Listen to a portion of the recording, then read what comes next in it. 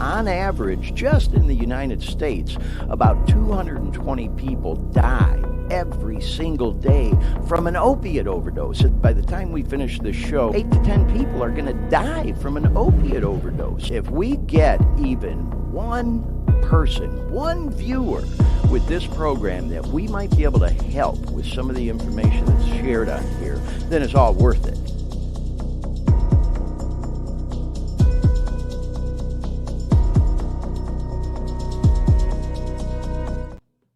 Well, good afternoon and good evening, everyone. Welcome to the Dare Me podcast. I'm your host, Glenn Victor.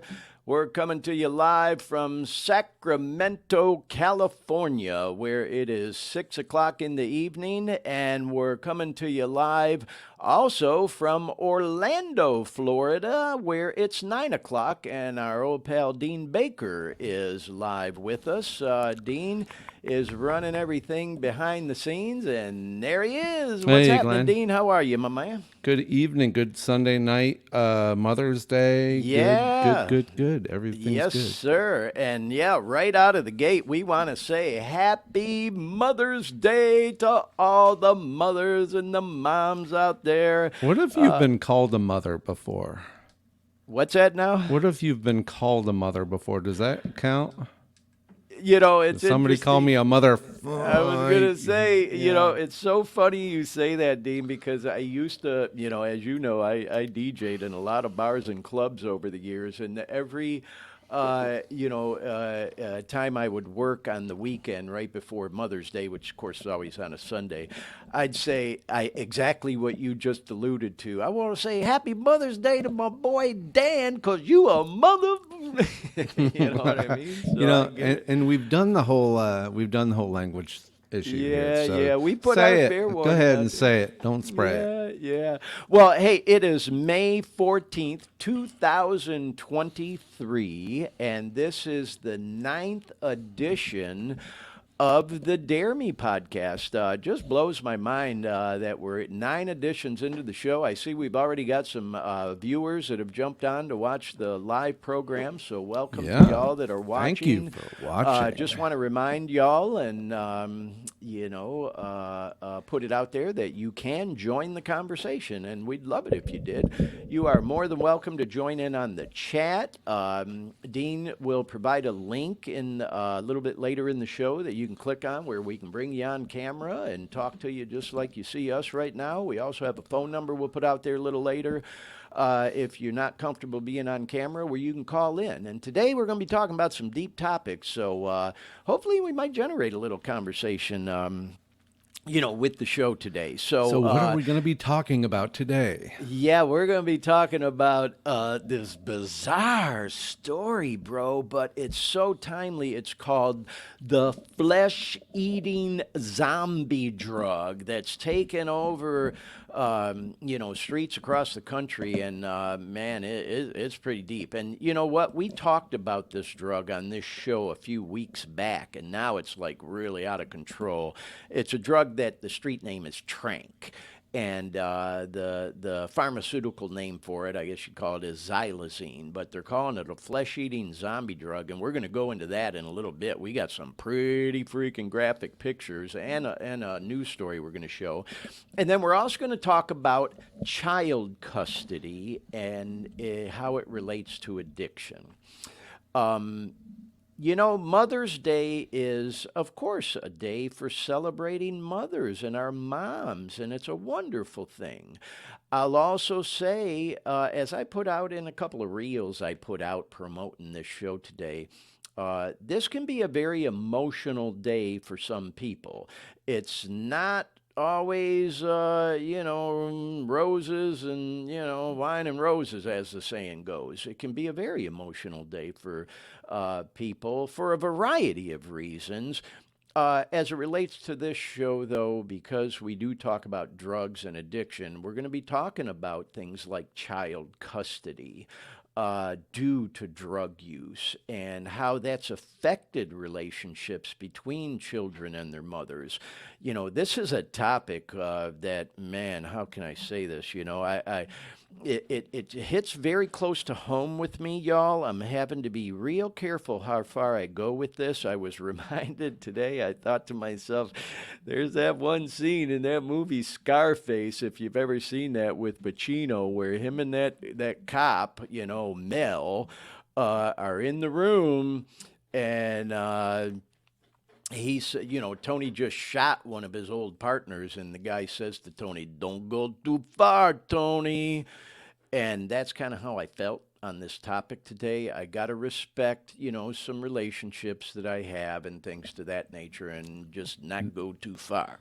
That I'll was your also, Pacino impersonation? what's that, Dean? That was your Pacino Yeah, my impersonation? Pacino, and actually, that wasn't even a line Pacino made. It was a line the cop did. Mel, I Oh, forget his okay. name. He's Oh, a okay. great Never mind actor. then. But Been a yeah, it while. just came out. I mean, anybody who hasn't seen that movie, man, welcome Yeah. to You reality. kind of Go missed the see boat it. there. It's a classic. But anyway, yeah, I'm going to respect, the relationships and boundaries there. I'll also say it's a topic that does hit home with me. It's a very deep topic, how drug use and things to that nature affect child custody. And, that could be the drug use itself. Maybe CPS, Child Protective Services, takes a child out of the home because of not just maybe a mother, but parent using. Could involve prison time and deciding what's going to happen with children if a parent is put in prison because of something having to do with their drug use, whether it's, robbing places to get money to boost shit, to get more dope, or whatever the case may be. You get the idea. It's a deep topic. Foster system is flooded with kids right now. It's out of fucking control because of this opioid epidemic. So, Dean, you asked. I don't want to get too far into it before we actually get to the meat and potatoes of the show. But yeah, those are the main two things we're going to be talking about today. This flesh-eating zombie drug that is just so fucking horrible, man. I mean, obviously, that's an attention-grabbing headline, sensationalizing it, zombie eating. But it is. When you see these fucking pics we're going to show y'all, it fucking blows my mind. They're gross. We're just going to give you a heads up. There's some pretty gross pics, but it's reality, man. It's the real deal. And then, like I said, we're going to talk about, child custody on Mother's Day. And some people might think, man, that's kind of fucking inappropriate to be talking about shit like that on Mother's Day, a day we're supposed to be celebrating moms. I'll also say, like I just, made a statement about a minute ago, this ain't necessarily a day of celebration for everyone. It can be a very emotional day, almost like a taboo topic to talk about. Well, fuck all that. That's the name of our show. Dare me, dare me to talk about it. You don't like what we talk about on this show? Maybe this show ain't for you. Do your own fucking podcast. You know what I mean? It is what it is. There ain't no topic off limit on this fucking show, and that's for goddamn sure. And so, yeah, if it's taboo, all the more reason I want to talk about it. So, anyway, with all that said, thank you for tuning in, y'all. Whether you're watching live or you come across the recorded version of this show, I always like to do a little recap of the purpose of the show. I think that's very important. I know we've got regular viewers and followers and all, and that's great. We appreciate y'all that have been, checking out the show regularly. Our growth numbers, which we're going to talk about near the end of the program, just blowing my mind. I just can't believe the reach we're getting already. It's just crazy, man. Anyway, so, although we certainly appreciate all our regular viewers, listeners, our goal is to attract additional people who are trying to kick an opiate addiction, or really any drug addiction for that matter. We try to keep the show entertaining for anyone, and educational, informational, that whole thing.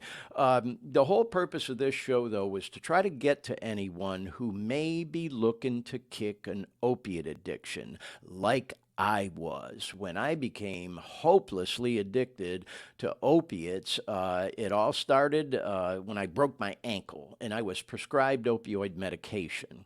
And turned into a 9-year run on that shit, y'all. And over the last couple years, I was trying like hell to kick. And before I was finally able to, at the end, I was snorting heroin. Heroin, of all things. I had no desire to be doing that, but I would get dope sick if I couldn't get the pills I became physically dependent on and addicted addicted to. And, the dope man, the plug, whatever the fuck you want to call him, would say, hey, bro, we ain't got the good, as they say, but I got some fucking heroin. At least it'll hold you over so you're not dope sick till we can get some more of the good shit that you want. The oxys, the perks, the norks, whatever the fuck you want to call them. And thank God I have over 2 years clean again. And I say again because it ain't my first rodeo with this whole addiction thing. I got clean as a younger man. I started partying, getting high, and using as a teenager. And, into college, got involved with frats and frat parties and all that crazy shit. Yeah, I'm one of them guys. And I got clean for the first time at like 25, stayed clean for almost 17 years, had a horrible relapse on the booze, going through some personal shit, whatever the fuck. Stayed clean for over 6 years, and then got hooked on the opiates, and it went on for 9 years, y'all. I was one of them functional addicts, the proverbial functional addict. And then when I really realized how fucking that shit had turned on me, because it turns on you. It all starts out real good. And, I've said on this program, man, I thought it was the best thing that ever happened to me when I first started taking it because it made me feel great. Those euphoric feelings. And it definitely took away all the aches and pains I was having and everything. And so, for an addictive person, really anybody who becomes physically dependent on it, you want more and more and more and more and more. Who wouldn't want to feel that great all the time, and I'm not trying to make excuses for it. I knew better. I had no business taking no fucking narcs, but I did, and I got hooked. And it's nothing to be ashamed about, y'all. I was for a long time, not anymore. I was looking for answers at the end of that addiction, them last couple years online, on Google, on YouTube, how to get through opiate withdrawals, things to that nature. And I found some good stuff out there that we've talked about on this show. We'll talk more about moving forward. I didn't find anything, though, like what we're doing on this program, talking about it, inviting people to chime in. We've had quite a few people chime in on this show over the last 8 episodes we've done. I don't know how much interaction we're going to get today, Dean, with it being Mother's Day and all, but that's okay because you know me. I got no problem running my mouth. And, So anyway, that's kind of a recap of the show. If you're a person struggling with opiate addiction who may have come across this program, because we put it out there, with all the hashtags and the show descriptions. We're on, I think 4 different Facebook pages now, a few different YouTube channels, a couple different Twitters. Now we're live on LinkedIn today for the first time. We're out there doing promos on TikTok. So we're out there, we're doing all the things, and sure going to are. expand even more. What's that, Dean? We sure are out there. Yeah, we are. And again, this show is really growing. It just blows my mind. The number of views at this, the recorded version, of course, gets the most interact. We do get quite a few live people, and we appreciate that. The recorded version, of course, is where we're getting all the growth. So anyway, always like to recap the purpose of the show. Again, if you're somebody struggling with opiate addiction or any drug addiction, and you do come across this program, this may be the first one out of the ones we've done that you see. Hang with us. At the very least, we'll help you kill an hour and a half, couple hours when you're climbing the walls trying to kick. I know how that is. And we're going to talk about a lot of cool things that'll have to do with addiction. Hopefully, talk about some practical ideas, potential solutions that may work for you if you're trying to kick, whether or not rehab or drug treatment center might be the right option for you. Try not to give too many opinions on this show. I certainly have mine on a lot of issues, but I don't want to turn this program ever into a political debate or anything like that. Just sharing information, having discussion for people to consider if it might be an option for them. So that's a recap of the show. Dean, I got to tell you something, man. When you're doing programs like this, you know that, you're talking and, certain transitional phrases just come up over and over and over. And there's one that one of my sisters, Carol, was razzing me about this past week that I think I kind of got to back away from a little bit because I don't want to keep repeating myself over and over. But we've got it in the promo, which I love that promo, and I definitely want to leave it there. But I talked to her on the phone, and the first fucking thing she said to me was, if we can help even one person, because I do say that a lot. That's the whole thing with this show, is Absolutely. we're trying to help people. And, I've said, hey, man, I get a little self conscious. Not really anymore. I kind of was at first about putting myself out there like this, especially with, people from my professional life who didn't know any of this about me or thinking, oh, God, what is Glenn doing? He's lost his mind, whatever the fuck. You get self conscious, you second guess yourself. And so I think part of the reason that I kept repeating that is because I was feeling a little self conscious about, oh my God, what is this guy doing? Well, at the end of the day, y'all, that's true. I'm just really hoping to help even one person to get through an opiate addiction, any drug addiction, like I keep saying, and hopefully stay alive for themselves and for their family even one day longer by sharing my story. I just feel like I have no right to keep to myself what I went through and was somehow miraculously able to survive because I had just about given up on ever getting clean again. I tried like hell, y'all. Tried like hell. Whew, man, try not to get filled up because there's so many people that were instrumental in helping me. And I will say, if you're struggling watching this show, I had to get to a point where I was willing to ask for help and be willing to accept help. I tried to do it on my own. And some people can, I think a lot of that depends on, how long you've been using it, how much you're using on a daily basis, that whole thing.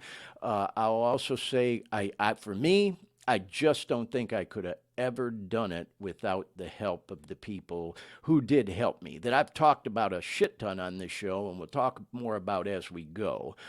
So anyway, yeah, went into kind of a long little recap of the show, but if you're a person struggling, you're watching, you're hanging with us, we'll keep you entertained for a couple hours, hopefully, and hopefully discuss some things that might help you. So we've gotten into the habit of doing some shout outs on this show, and I kind of think it's a cool thing. So we're going to try to keep incorporating this on a regular basis on this program. And so I talked a little bit about some of the growth of the show, and man, I'm getting followers everywhere, but I'm really excited about all the followers we're getting over on Twitter. Twitter seems to be really active for this type of program.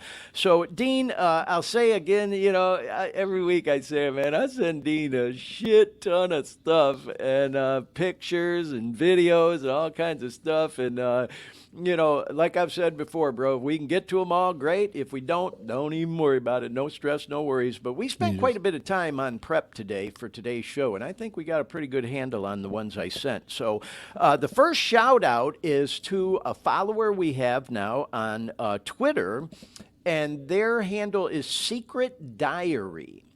And their page and profile is all about living healthy. Not necessarily an addiction recovery. Yeah, there you go, Dean. I appreciate bringing that up. And you can see in their description is foods, fruits, superfoods, nutrition, etc. And well, if oh, you can go sorry. back to the other one for a second, Dean, one thing I wanted to point out is look at this, y'all. They have 41,000 followers. To me, that's a huge fucking number. And so we appreciate Secret Yay. Diary following us on Twitter and would love to hear from you sometime. I'm going to do a reel shouting some of these people out so they see we're talking about them.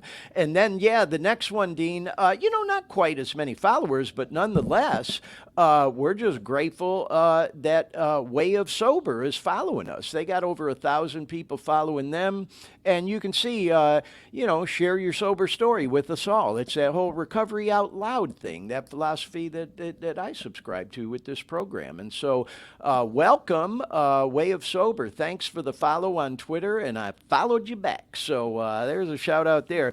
Okay, this one we don't have a pick for, Dean, but I do got to send a shout out to a couple of family members. I have a nephew, Jason, and his new wife, Chantel. They just got married, and I had to say something about it. I'm going to be going up to Detroit and Michigan, Southeast Michigan area for a big party to celebrate. They're going to have a reception, but they did just get married, so I want to say congrats to them again. I of course sent them a text and all that DM stuff, and then the next one, I want to send a shout out to our great friend Dennis Salvaggio from Central Florida, also affectionately known as the Orlando Magic Fat Guy. And that's not a name I gave him or anything like that. It's a nickname he was given. God, I think it's been over 30 years ago.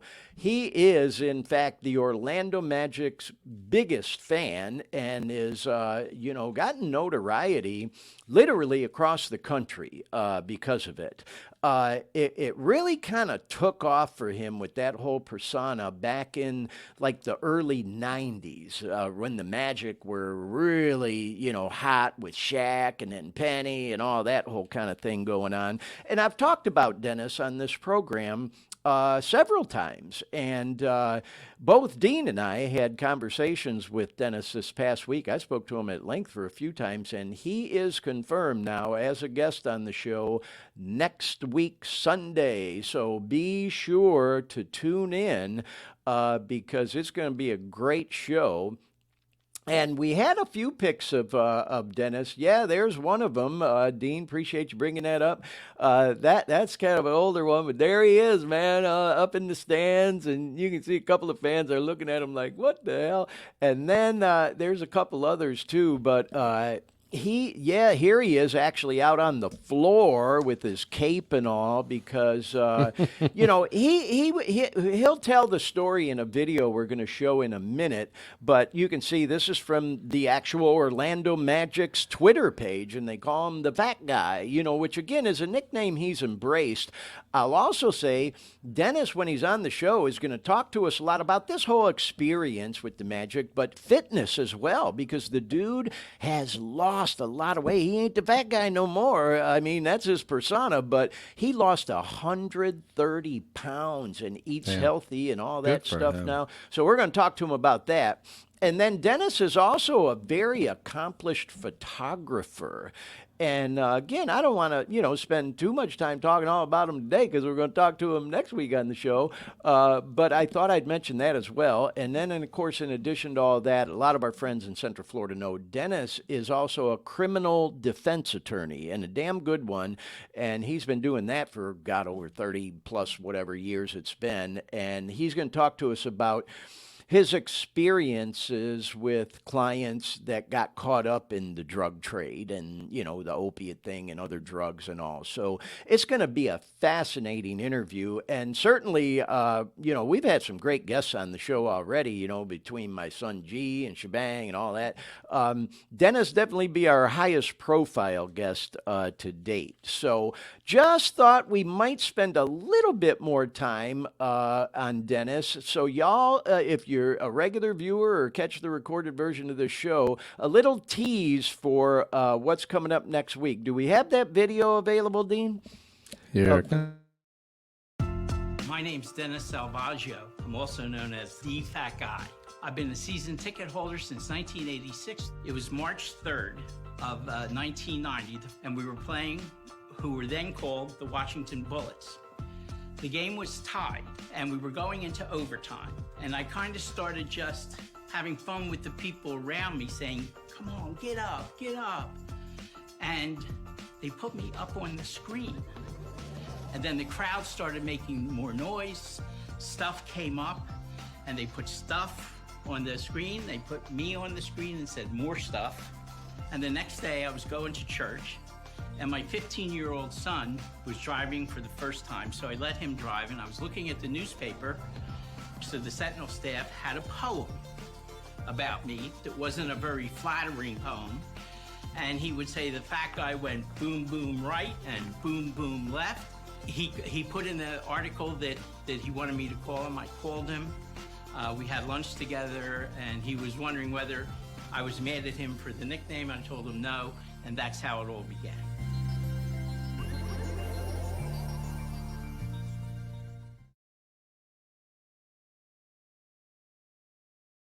So yeah, I'm not sure what that was at the end Well, of it the was video, at the but end. I just couldn't. I didn't have time to but edit it. so there you go, folks. That's going to be our guest on the show next week. I'm very excited about it because, like I said, Dennis is a very high-profile person to have on the show, and like I said, he was getting attention for that whole thing across the country back in them days, and he is still Yeah. considered the Orlando Magic's I remember biggest fan. watching Dennis come into the. I was the one time I went to a Magic game. I mean, it was probably 10 years ago, and I was outside about to walk in, and here comes Dennis. He Yeah. must have had 10 people around him, and he was walking in with his entourage, and I'm like, oh, Yeah. okay, it's going to be a good game already, you know. Well, I'm glad you brought that up, though, Dean, because Dennis gives back to the community. And again, we'll talk a lot more about it on the show next week. But he does this thing, a night out with the fat guy, where he takes a lot of people,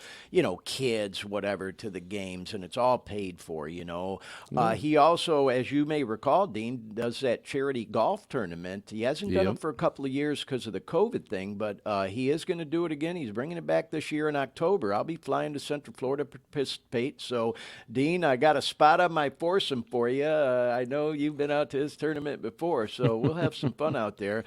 And anyways, so, next week, y'all, be sure to tune in. It's going to be a lot of fun having Dennis on the program. So, let's talk about some other current events going on. I told Dean I'm really excited. I get all these emails because I subscribe to all these different, venues and like shows, what's coming to town or whatever the hell it is. And I got this email for a show at a local college that's like 10 minutes, 15 at the most, depending on traffic from where I live. And they're having a show coming up not too far from now. I'm trying to remember the date with Billy Bob Thornton and the Boxmasters. And I know a lot of people probably aren't aware of that, but he has a music group called the Boxmasters, and they've been playing music for years. It's June 1st. Thursday, June 1st. And I get this email announcing the show at this Harris Center over at Folsom Lake College, which again is not even 15 minutes from where I live. So I'm like, fuck, I'd love to go to that show. I go check tickets online. Fucking front row seat. I got a front row seat for $75, which I know some people, think concert tickets are too expensive and all that, but that's pretty cheap by today's standards. Yeah, that is. That's And, a deal. I talked to a girl on the phone there, and this theater, I've never been there before, y'all. It only holds 800 people. So that's pretty small. And I'm thinking to myself, okay, I've met all these whole high-profile artists at places like the Roxy and the Shelter or St. Andrews in Detroit and different places, and I'm thinking, if a star or celebrity or whatever you want to call it is going to come out and mingle with the crowd at a small venue, this is probably the kind of place. So I'm going to make it a point to be there a little early. You know and what I'm type of really music? hoping. What's that? Do you know what type of music it is? Oh, yeah, it's rock and roll music, blues, rock type stuff. Yeah, oh, man, I highly recommend it. If nobody's ever listened to the Boxmasters, check them out online. Yeah, they love, they cover kind of like George Thorogood stuff, if that gives you an idea, that kind of genre. But man, I don't know. I'm kind of hoping to meet the guy because I just always have loved him. And of course, God, man, Academy Award shit with Sling Blade. If you've never seen Sling Blade, come on, join reality, y'all. Watch the movie. All right, then. That is like a classic. And then, of course, the Bad Santa movies. Me and my boy G, we love them. And them movies ain't for everybody. I will tell you, they get pretty crude. But Now, wasn't he also in Monsters Ball? Yeah, and of course was he was another big married movie to for him. what's her name, Angelina, yeah. Angelina Jolie, and He's just an all. If you ever watch interviews with the guy, he's just an all-around cool dude. I mean, he is really, in my definition of cool. So anyway, I don't mean to go on and on about it. I'll talk more about it when I go to the show and tell y'all. But hey, keep your fingers crossed for me. Maybe I'll get a chance to meet Billy Bob. You never know. Glenn, try and get an interview. Oh God, how cool would that be, man? Use your phone, Yeah, just do a I'll little even get a reverse little thing clip. and just saying I'm. Fuck, that's a great idea, Dean. I hadn't thought of that. I'll Try tell and him. get I'll an say, hey, bro, interview. I do a podcast, man. You do a quick 30-second interview even with me or a minute, you just never an know. hour. I mean, I may not bump into him at all. Who knows? If he don't come out to mingle with the crowd before or after the show, cold chance in Well, hell the that front happening, row, but it's got its perks and privileges. you So never know, man. Yeah. At the very least, I'll get some front row pictures of them when they're up there jamming, and hopefully we can share them on the show. So I had to talk about this current event thing, especially with my boy G still living in Miami, man. Oh my God. For anybody who knows me or watching, I'm a big sports fan, man. I used to be a sports editor at a newspaper. I've just been obsessed with sports my whole life. It's just one of my things. And so I, of course, was watching the NBA playoffs on Friday, and the Miami Heat took it to them New York Knicks and has moved on to the Eastern Conference Finals. And then I'm doing the picture-in-picture on the TV watching the Florida Panthers, and they beat the Maple Leafs to move on in the NHL Stanley Cup. And so, oh my God, what a night it must have been in Miami. And I'll tell you, man, whoo, like I was saying, I posted some shit online. It's probably a good thing I wasn't back home in Florida in Miami that night because, I'm living clean and sober now. But there were definitely, I'm sure, some parties going on celebrating that, man. Both your NBA and your NHL team, close out a playoff series to move on. And man, I got high hope. And then, of course, I was watching the Golden State Warriors, San Francisco NBA team playing the Lakers, and the Lakers closed them out.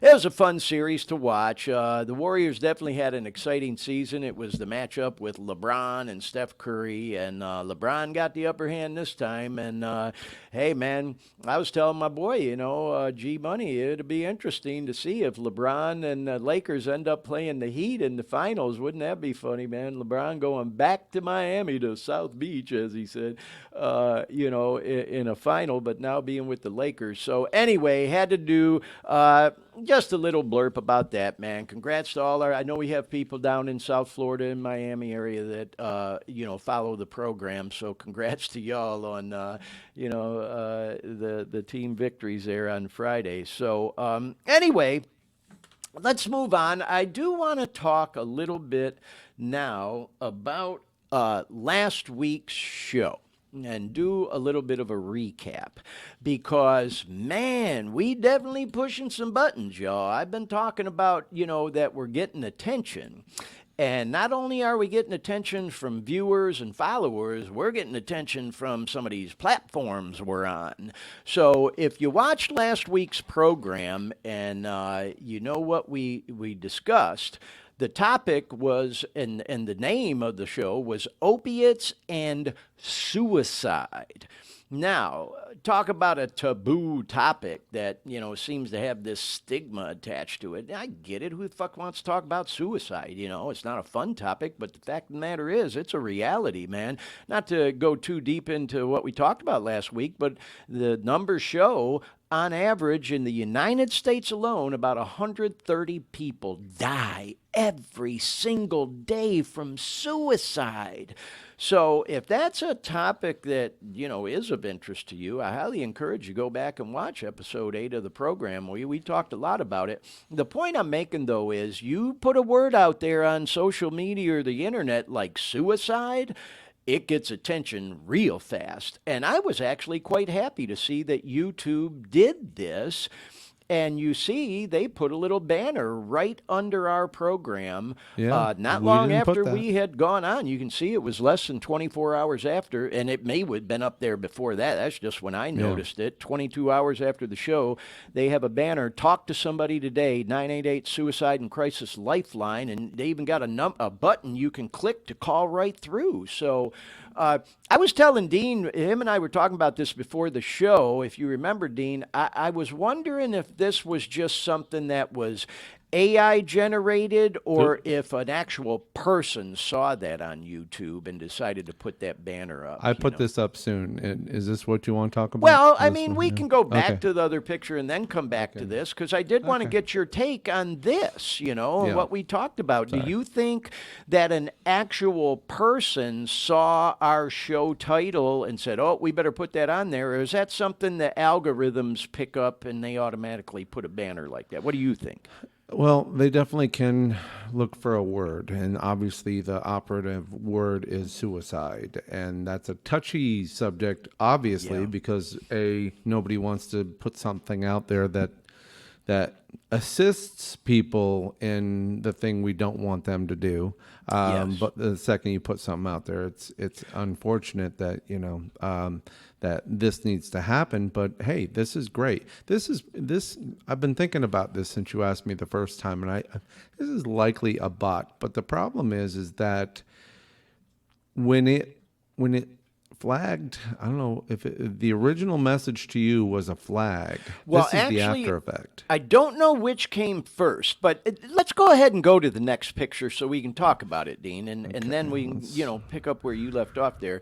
So on this next picture, y'all, I got a notification from YouTube. This was like a private message to me, and at the bottom, you can see it says age restrictions set. We had a little typo in there. We spelled fucking opiates wrong with a E, but we did fix that. But anyway, it said opiates and suicide, dare me, and they told me episode 8 is not viewable to users who are under 18 or signed out. And there's been no age restrictions on our program. And I was telling Dean, that kind of blew my mind because, here we Yeah. put a content warning at the beginning, and you would Yeah. think our show would get flagged for language for under 18, but here Yeah. it's open to anybody, and they put a restriction, but they also gave me an option. I didn't show the whole message. They gave me an option to appeal. And so I did, and I didn't go into any long dissertation. I just wrote to them.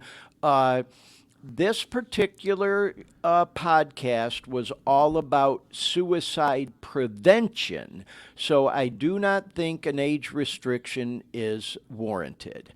And look at that, y'all. Just 44 minutes later, they approved my appeal and said episode 8 no longer has age restrictions. So I thought that was pretty fucking cool. And then I was wondering, I'm sorry, Dean, I was wondering on this one as well if that would have been a bot or an AI response or if an actual person read my appeal. What's your take on that? Okay, so a few things come to mind because when we saw the misspelling of the word opiates, it was all corrected on Facebook and YouTube. Yeah, I think this was But we before couldn't that, correct it before on we caught Twitter. it. But even still, I don't think wait a minute. I don't think there was a misspell on Facebook and YouTube. No, 'cause I this didn't is have- YouTube. Yeah, there was a misspell on YouTube, and they caught Okay. it before. Okay, so they took it corrected before it. we corrected it. All right, Yeah. so likely the bot is the one that put the age restriction on. Right, right. And then when you appealed, then I'm guessing that there had to have been a person. Yeah, I'm curious. maybe you got thrown into a department, they looked, they went, oh yeah, they're doing this, and boom, they probably spent all of 10 seconds realizing what was going on, and then maybe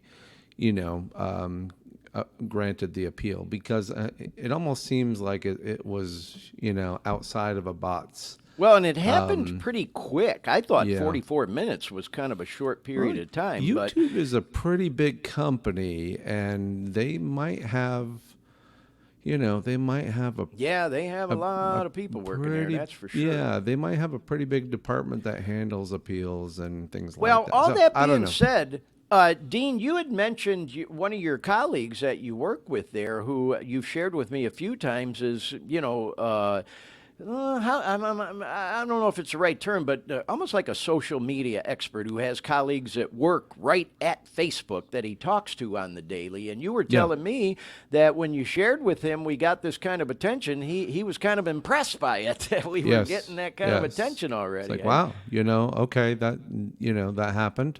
I'd have, we'd have to show him. We just showed him what you sent me, and then I go, oh, okay. But yeah, it was I've never heard of other than a music issue, Yeah, and that copyright thing is crazy with the music. other It's than a out of music issue, control. I've never really heard people getting appeals granted. Yeah. you Well, know, hey, nonetheless, I don't want to yeah, belabor the topic, but I'm glad we talked about it a little bit, Dean, because yeah. I thought it was pretty cool of you to, first of all, to put that banner to help anyone and then also to grant my appeal. So it also goes to show, y'all, that again, we're getting attention, and it just tells me again, y'all, we're on the right path. Like I said earlier in the show, sometimes I second guess myself. I get a little self conscious, like, oh God, what the hell am I doing? Not to mention all the work involved, because this thing has taken on a life of its own. I was talking to Dean about it earlier today. I know even with Dean, man, I've piled a lot more work on your plate, bro, than I think you signed up for when we first started talking about this. But I'm actively looking for a marketing person to help out with some of the stuff. Mm. So we'll get Put there. a pin in that one, and then we'll figure Yeah. it out. Yep. So, anyways, though, y'all, like I was saying, sometimes on this show, we may talk about things that some might think are, almost like taboo topics, like suicide. And then also, this is kind of a transition into our next thing. On a day like Mother's Day, when we're celebrating moms and mothers, to talk about issues like child custody and moms losing their kids because of a drug addiction or some of the behaviors connected to that, things to that nature. It might seem like a taboo topic to talk about on a special day like Mother's Day. I'll also say that, as I mentioned earlier in the program, this ain't that special of a day for some people. It can be an emotional day. And I don't mind telling y'all, like I said earlier, I got to be careful with everything I say here. I'm really trying, y'all, not to go too far. I'll also say, my own relationship with my own mother was very complicated. I loved my mother dearly. I will say that right out of the gate. She's been gone about 10 years. She passed about 10 years ago. My relationship with her changed over the years, like it does, I think, with most kids and their parents, whether it's their mom or their dad. And there's mixed emotions and things to that nature. God bless my mother. She raised 6 children. 6, for God's sakes. I often say, goddamn, no wonder my dad drank so much. 6 fucking kids, and I was one of them, for God's sakes. Man, oh man. I mean, believe me, there were a lot of other issues going on there, but 6 fucking kids. So yeah, God bless my mom. Back in them days, girls had a lot of kids. Everybody on our block when I was a little kid had 6 to 8. There was this one family, I'll never forget them, man. The Paquettes, 15 fucking kids. 15 kids. Can you imagine? That lady must have been pregnant half of her damn life. I don't know the whole story. There might have been some twins and triplets or adoptions in there or whatever the fuck, but they had 15 fucking kids. I'll never forget it. It was very common back then for people to have a lot of kids. And so I'm just saying, man, God bless my mom. She did the best she could. I've had to come to terms with both of my parents, just trying to understand, man, they did the best they could and what they knew at the time. I'll also say some of the stuff that I experienced growing up fucked me up, man. To this day, I still have bad days like anybody else and have challenges understanding and accepting the way things happened because of the choices my parents made and the way they raised their children. I accept full responsibility for the choices I've made in my life. I'll also say, I was given some bum advice too from parents, one particular that cost me dearly. Yeah. Uh, and again, I've had to come to peace with that, y'all. I mean, I'm just being fucking honest with y'all. I've been in fucking counseling, therapy, diced and sliced it, psychoanalyzed, all kinds of crazy shit to get through some of the stuff that happened. I'm a grown ass 60-year-old man now, man, and I'm still fucking processing shit that happened in my childhood and early adult life. And man, it's hard. It's difficult. So anyway, I think I danced around that pretty good without being too specific. Like I said, man, I'm reminded of that quote or that scene from Scarface. Don't go too far, Tony. So I'm trying not to go too far, y'all. But in any case, with all that said, I know from personal discussions I've had with lots of other people, I'm not the only one. And I can't thank the people who've confided in me about this sensitive topic. So I know I'm not the only one. But going back to what I said earlier, y'all, I loved my mother dearly. And I got a couple of pictures we're going to show now of her on Mother's Day. Because she was a strong woman, she was very strong. She had some real health struggles near the end of her life, both physically and psychologically. She went through some hell with the whole thing. I've talked about on the show with my dad before, but yeah, that was one of my favorite pics of my mom. And her name was Mildred Carroll. We went by Carol because her mom's name was Mildred, so I think they kind of switched it around to, be able to differentiate between the two. And we had a couple nicknames for her. We called her Millie the Mauler, but she liked going by Carol. And then there's another picture of her. She was probably about I looked at because I was looking for some other pictures last night because I thought about showing these I couldn't find, but that was one of my favorite ones. And then this one, she's got her eyes closed, but it's always been one of my favorite pics. This is back in like I don't know, man. It's probably right around 90, something like that. So it's an older picture, but this is us at the top of the CN Tower in Toronto, Canada, because I'm half French Canadian. My mom's dad was a Canadian citizen who grew up in Toronto, and then he became a U.S. citizen. He had what they call dual citizenship, I guess. And so, anyways, we used to go over to Toronto. I remember trips as a little kid to meet with relatives and shit over there. And her and I went back there a couple times. There's a train ride that I don't know if you can still do it, but we drive over the Ambassador Bridge in Detroit into Windsor, Ontario, and take about a 4 or 5 hour train ride into Toronto. And I will say, for anybody, you never been to Toronto, go check it out, man. It's like the New York City of Canada, It's fucking cool as hell. But yeah, that's my mom, y'all. There she is. That's one of my favorite pics. And she passed away, unfortunately, 10 years ago. Like I said, man, complicated relationship. Boy, oh boy, with my struggles with addiction, I put that poor woman through hell. I really did, man. And she was there for me, through most of all that madness. And so then, to go into it a little bit more, and Dean and I talked about this a little bit on, before the show, that our relationships with our parents can change. Where when we're younger, they're the caretaker, they take care of us. Then, as they get older, those roles reverse, and all of a sudden, we find ourselves taking care of our parents. Their physical health starts to fail, their psychological health changes, they become a different personality, things to that nature. Man, that ain't no joke. And so, when I talk about, Mother's Day not necessarily always being a pleasant, celebration day for everybody, that's part of it. Because and then it creates different dynamics in the family. Like I said, in my family, I got 6 siblings, and one thing I learned, man, when my mom passed, she had 6 kids, a shit ton of grandkids, I think like 35 fucking grandkids, great grandkids, all this shit.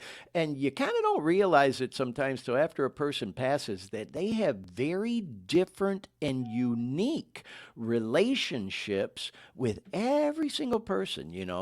And my mom certainly was a good one for that, especially later in her life. And so, In any case, I'm just saying, y'all, our relationships, they do change with our parents, and it changes the whole family dynamic. And when you got siblings, man, sometimes it can cause stress between the siblings. Like, oh, we need to do this with mom, or we need to do that with mom, and or I can't believe you said this, or I can't believe you feel that way. But like I said, everybody has unique relationships with their parents. So, I'm fortunate that, with my siblings, I get along pretty well with all of them, and we didn't have any real knockdown dragouts or controversy or stress or whatever. We all processed it, pretty good, and we all get along to this day. Great. It ain't that way in all families. Some families, man, are not even on speaking terms after parents pass because of, disputes and arguments over, personal possessions left behind or money or whatever the fuck.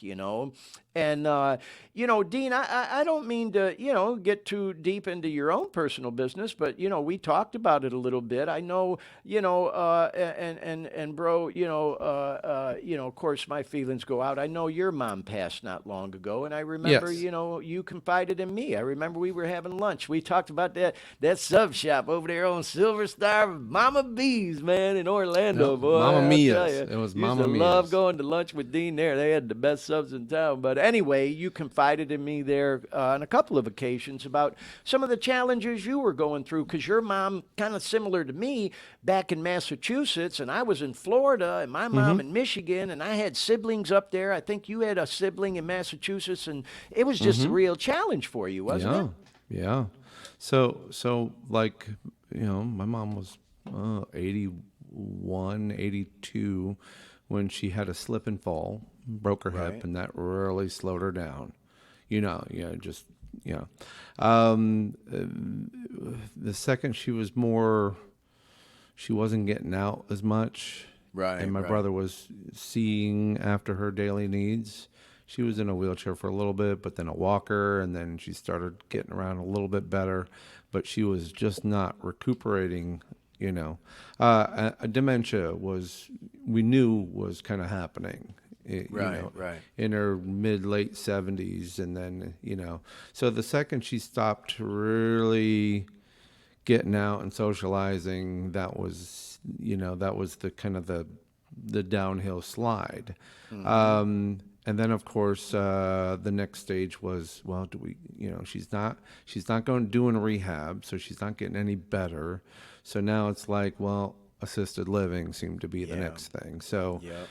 my mom was a firecracker, and I don't think of her as having dementia. I think of her as having selective dementia. Okay. There are Yeah, that some happens a things. lot. Yeah, There are. buddy. And I love my They play mom. games. No, I I love my get it, mom, bro. I but totally get it. I totally but get it. she signed herself into assisted living, and then a week later, she wanted nothing to do with the place. Mm-hmm. She was doing everything to not want to be there, and my brother and I were taking daily phone calls from the nurses at this place, and well, it got to the point where they were kicking her out. She got kicked out of the first one. Right, right. So then the goal was to I'm take her having home. visions of the whole. I'm sorry to interrupt you, but Yeah. that Soprano show when Tony put his mom in the nursing home, something like that. Yeah. Right? Yeah. She was so abstinent about wanting to go home. That was not where she wanted to be. I'm like, Mom, you signed yourself in. Yeah. And it was assisted living. She had her own little apartment, and Yeah, yeah, yeah. but the fact is she was basically living in a hotel.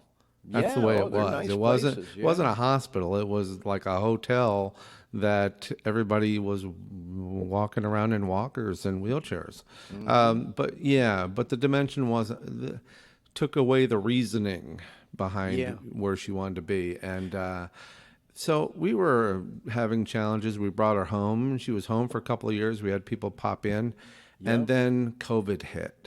Oh, I'm sorry, right. no, she slipped again or something like that. So we decided, okay, we're gonna go back into a different assisted living, and of course, and then after she was there 6 months to a year, COVID hit.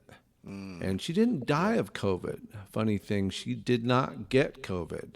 What happened is once COVID hit, being that COVID was hitting a lot of hospitals Yeah, it hit the and nursing health homes centers and hard. assisted livings, and older people were dying, you know. Yep. So a lot of these, including the one she was in, a lot of them went into lockdown. Yes. And you can almost think lockdown is, well, kind of like solitary confinement. Yeah, well, we all She saw pictures on the news during COVID of people, outside the window to, Right. talk with their mom or dad. Yeah. So the only communication my brother, because he was on site and he would go see her like daily, the only way he could actually see her is through a window.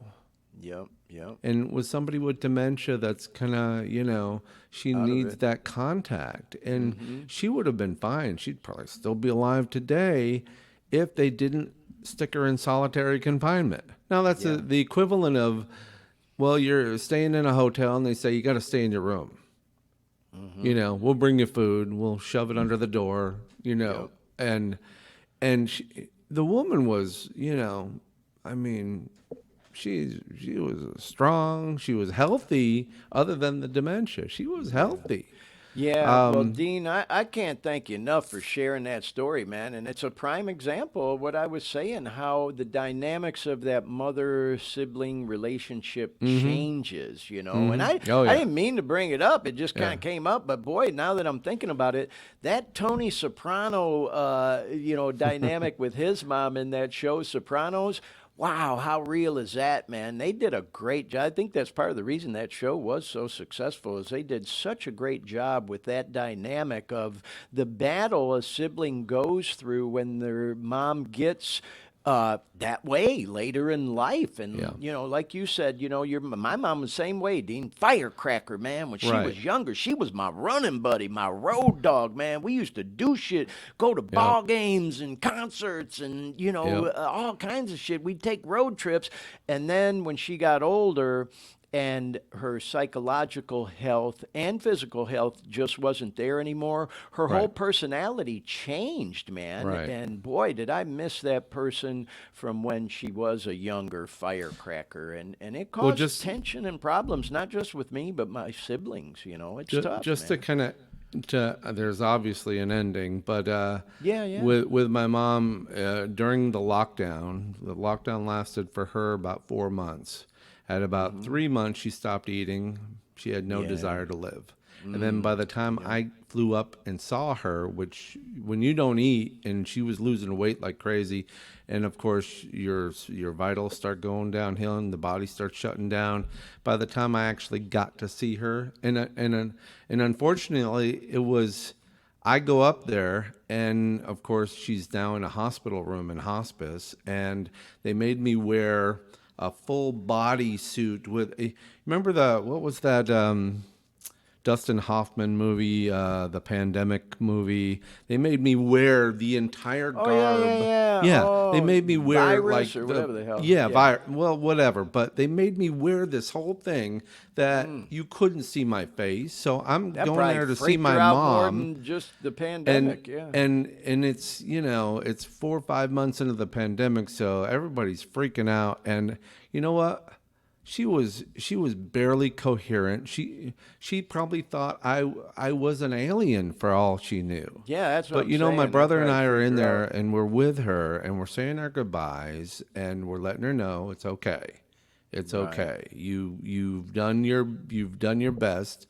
And I took the headgear off just so she could see my face. Right. And against hospital rules, No, screw I 'em, get it, though. That's your I mom. don't Yeah, care, yeah. I'm gonna see my mom and I'm gonna let her see my face, and that's something I needed to do, and so that was it. And unfortunately, I couldn't be there to the very, very end. My brother was, but Right. she didn't survive like 2 days after that. So, Wow, that's a powerful story, yeah, Dean, and so emotional, man. You know, I'm trying not to get filled up listening to you tell that story, but bro, I can't thank you enough for talking with us about it on the show yeah, today because it hits home with so many people. I know for a fact. And you know, there was something you said that I could totally relate to.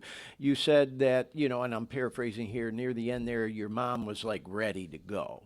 yeah. And I believe that was the case with my mom. I remember, and I remember this a lot because it kind of hits home with me. I remember her saying to me, because me and my siblings, we would always try to get her to do shit. You know, come Mm-hmm. on, do this, do that. But she was on oxygen by Oh, then and yeah. all kinds of shit, and it would stress her out to do anything.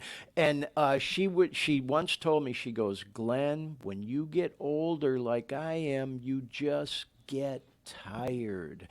And I believe she was ready to. I think she was tired. And, you know, my mom, she lived a long life. She lived to be, I think, 76. There was some Mm. debate over what year she was born because she had kids young and she was so caught up in appearances and self-conscious about, I think, how young she was when she had my first two sisters, but that's a whole nother fucking story. Whatever. She was in her mid 70s and she lived a long life, full life, six kids, and you know, just I could go on and on about it. Like I said, though, I think she was ready at the end because she did tell me that Mm-hmm. you just get tired, and to transition off of that into where I was, Dean, at the end of my opiate addiction, and you know, talking about suicide on the show last week, and you know what we've talked about today. That's how I felt at the end Mm. of my opiate addiction, and I used to think about when she said that to me because I was so fucking tired, Dean. I was just so tired of living that way. You know, I've shared on here, there were days when I'd be dope sick where I was just so fucking strung out, I couldn't even get out of bed. It took everything I had just to get out of bed to go to the bathroom when I had to, you know. And I remember thinking that to myself, what she had told me.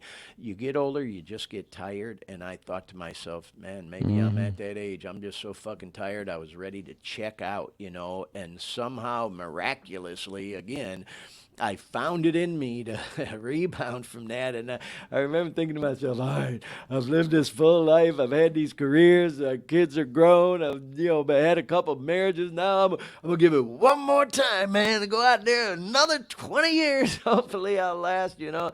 Not to sound morbid, but hey, man, I'm 61. So like I said, if I can make it another 10, 15 years, I'll be fucking amazed because I've always worked hard and played harder. You know, if I last that long, I will be amazed. But I could relate to that as a point I'm making. That what she Mm-hmm. said. You get older, you do. You just get tired, man. And you know, you know, I'm in the best health I've been in that I can ever remember now because of some of the things I've done since kicking that fucking opiate addiction. But I can also relate to older people just fucking getting tired, you know. And so, anyways, with all that said, y'all, I really again appreciate you sharing that, Dean, because I think it does, you know, instead of people just hearing from me and Glenn running his mouth, hearing another perspective.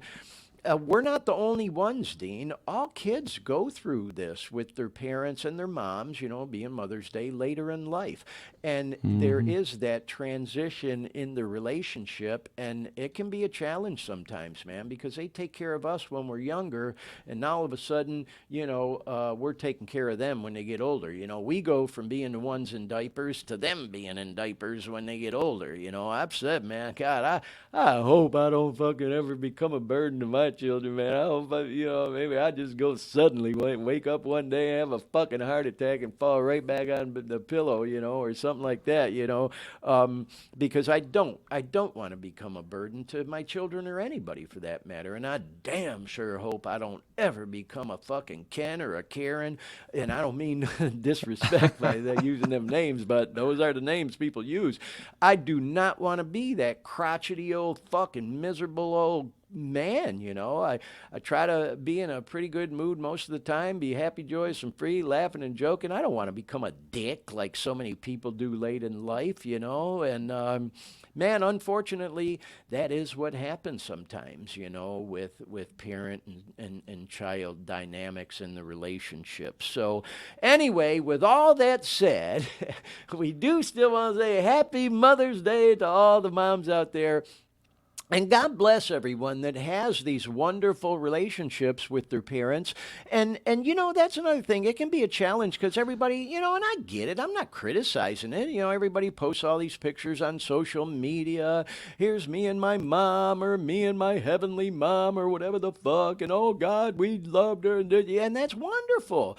I just, thought it was important to maybe put a little friendly reminder out there that, man, it's not always a fun day for some people because there may have been challenges in that mother-child relationship, as we're going to talk about more in this program when we get to things having to do with custody issues, because we haven't even gotten there yet. We're still just talking about Mother's Day, We're going to talk about, moms losing custody of their children over drug use or some of the resulting behavior from that drug use, getting locked up, whatever the case may be. But before we get to that, we had to go into this topic first. More current events and kind of transitioning into the news of the past week, which we've kind of gotten the habit of doing on this show because there's always something in the fucking news about the opiate epidemic or drugs or something. And some of our viewers, listeners, very well may have seen this story hit Friday night. I was actually doing some prep work for the show, as I was telling you, Dean, and I had the news on the television in the background. This fucking story comes on, and I caught my attention immediately. They go, oh my God, this flesh-eating zombie drug is taking American cities by storm, specifically in LA. And I was just down there a couple of weeks ago, man. And, you go to certain parts of town in any fucking city, you're going to be in, areas where there's homeless and crime and drug use rampant and shit. But this particular story this reporter did was in this area of Los Angeles where this drug that we've talked about on this show, if you remember, Dean, we talked about it a few weeks ago, Trank. Is the street name for it. The pharmaceutical name is xylazine.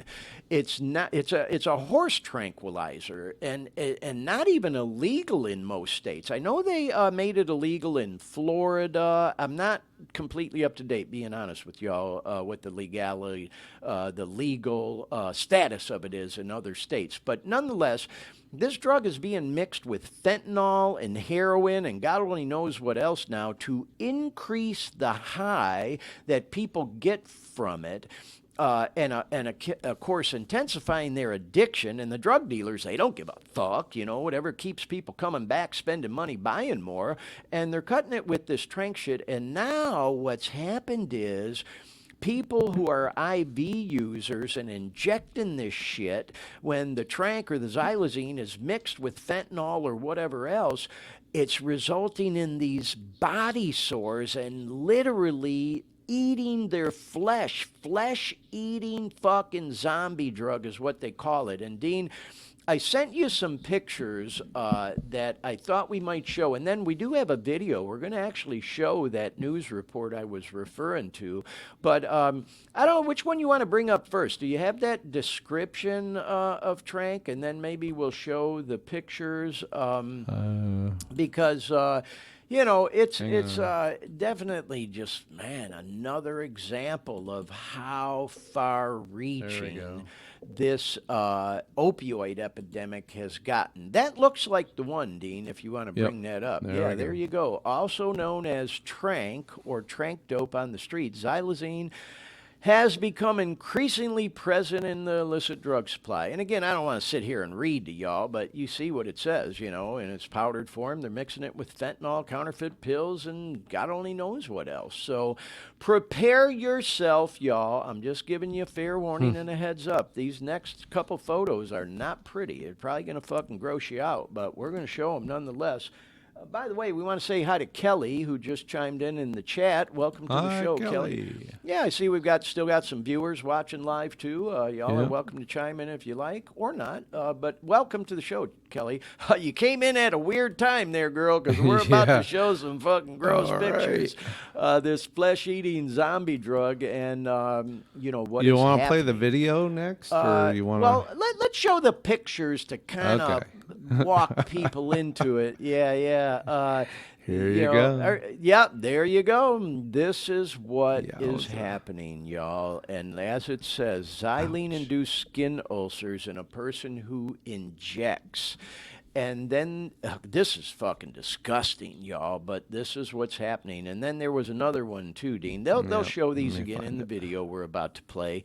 But man, oh man, people get hooked on opiates, and then there's some more pictures.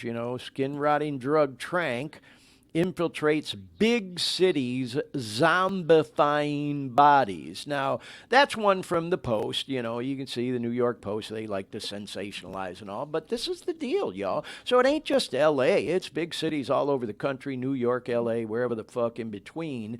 And people get hooked on opiates, and then they can't get pills anymore, so they start buying heroin off the streets. It's laced with fucking fentanyl and xylazine. They're shooting it into their bodies, and this is what the fuck's happening. And of course, we all know this eventually results in amputations and infections and staph, and who the fuck knows what all else, man. It's disgusting, and it's so sad because, as I've said on this show before, y'all, think about it, it's so easy for people to start throwing fucking rocks and stones like them fucking drug addicts. They got exactly what they deserve. They should have fucking known better and all that shit because they're so fucking oblivious to this whole addiction thing and just don't understand it. And the point I'm making is, y'all, these are our brothers and our sisters. Man, I'm trying not to get filled up, y'all. These are our moms and our dads, our children, our colleagues, our friends. That's who these people are that were sold up the fucking river on these goddamn opiate medications, and then they get so fucking physically dependent, strung out, and addicted that maybe they end up on the streets. And like with me, they can't get the pills anymore, so they turn to heroin because they're dope sick. Next thing you know, somebody says, well, shit, man, you're just snorting the shit. You'll get that effect quicker if you fucking, just streamline, or inject it. And then this is the end result of where it's gotten now because the drug dealers just don't give a fuck, y'all. They don't care. They want to do everything they can to make the dope as addictive as possible, give people that higher high so they keep coming back for more.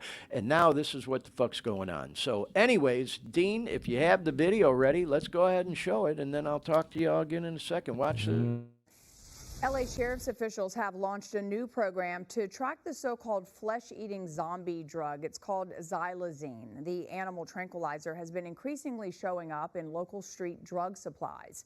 Corrine Winter is live in downtown LA with those details. Hi there, Lou. Well, from law enforcement officials to addiction specialists out there, there's a growing concern about the effects of this drug on the streets of Los Angeles, and that's prompted new action by LA County Sheriff's officials. The deadly opioid fentanyl. It's not the only potent narcotic ravaging the streets of Los Angeles. I've never seen anything like what we're dealing with right now. The animal tranquilizer, xylazine, also known as a flesh-eating zombie drug, is saturating the drug market locally, sometimes disfiguring users who develop severe sores. In some of the most extreme cases, people have had limbs amputated. Others have died from overdoses. We had a woman come in, and her sister had passed away from a fentanyl overdose. But not only was it a fentanyl overdose, her skin was starting to rot, the muscles on her leg and her arm. So that's a sure sign of xylazine. LA County Sheriff's officials now taking steps to track the presence of xylazine, or tranq, in confiscated drugs. Why hasn't it been more on the radar for authorities? Xylazine isn't illegal. It's not a controlled substance, so whenever crime lab analysts detected the additive in other substances like fentanyl, it wasn't immediately flagged. Tranq, when added to fentanyl, increases a user's high. It's really gruesomely disfiguring people, much more likely to stop someone from breathing, And the things that come along with xylazine, it's a vasoconstrictor. So when you're injecting it, it's actually reducing the blood circulation. Both the DEA and Health Department have issued urgent warnings about xylazine. Some consider the county's pilot program a small step in this massive drug war with a staggering increase in deaths. But they say this move will give officials a better sense of the drug's prevalence on the streets of LA and how to counter this new threat. So there you go, y'all. Wow. Yeah. Again, I know I say Powerful. it a lot on this show, y'all, but There's got to be a certain kind of hell Blows for my mind. somebody who actually thought, ooh, what if I mix these drugs together to make some money? yeah, it's There's got to be a crazy. certain kind of hell set aside for that person. I Yeah. don't know what it is, but And you know what? Excuse me. This ain't the first drug that's had that kind of effect on people. There was another one that was real, getting a lot of notoriety in the media a while back called Crocodile. And it was kind of more of an overseas thing. I'm not sure what happened with the whole crocodile thing. I ought to get educated on it, but I don't think it's really a problem so much here in the U.S. But crocodile became like a flesh-eating drug. And then I was talking to a friend of mine, actually my NA sponsor, this girl Shay. We were talking last night, and she reminded me, you'll probably remember this, Dean. What was that fucking drug people were doing? I think they were smoking some kind of synthetic pot or some fucking shit where they would go attack people and like like a fucking zombie, like wanna bite them or whatever the fuck. Do you remember that? That was like, I don't know, maybe 10 years ago or some shit. But point is, man, the drug dealers are always looking for new stuff and new ways to put shit out there that'll give people another level of high that keeps them coming back. And that's what's happening with this fucking xylazine. Now they're mixing it with, first it was fentanyl being mixed with the opiates. Now it's xylazine being mixed with the fentanyl and the opiates. So, where does it fucking end? And, people do get fucking physically dependent and addicted to it. And then psychologically, man, they crave that endorphin rush. And then when it's not there, that's all you can think about. It consumes your whole being. And I just thought it was important for us to talk about it on this show today, y'all. I mean, I wish I had a fucking solution. I wish, I don't even know. What's the next step? What do the authorities do? I mean, it's just, we're going to talk about it with Dennis a little bit next week about this, $6 billion opiate settlement with Purdue Pharmacy, and there's others as well. And it was a year anniversary of that settlement a couple of weeks ago, and they haven't even fucking distributed any of the money yet because they're trying to decide how to dice and slice it and use it and distribute it.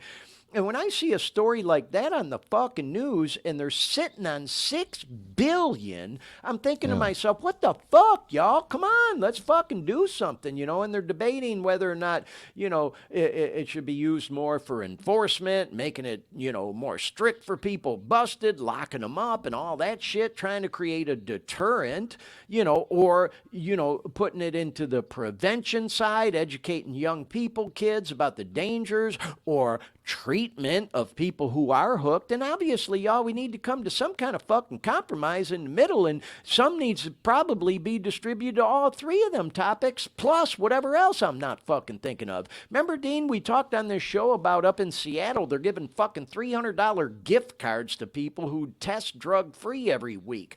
I think it's fucking crazy, I think for me, that certainly wouldn't have worked an incentive to get me clean. I'll also say, hey, who the fuck? That's just me. If that motivates somebody to get and stay clean, fuck, we've tried just about every other goddamn thing we can think of under the sun that hasn't worked. When you see stories like what we just watched, fuck, give it a try. Fuck, you can get a gift card to stay clean. You got to drop a urine every week. Hey, if that helps with the epidemic and our families, like I said, our brothers, our sisters, our moms, our dads, our kids ending up in a story like that, if it helps, hey, let's give it a try. There's going to be trial and error. There's no silver bullet, as they say, y'all. Even like when I was talking about 12-step meetings on this program, I wish it was so fucking easy to tell somebody, hey, man, go to an NA meeting. You'll get clean and then everything's all bright and cheery and your life's beautiful again. And it's not like they sprinkle some fucking pixie dust on you when you walk in a room.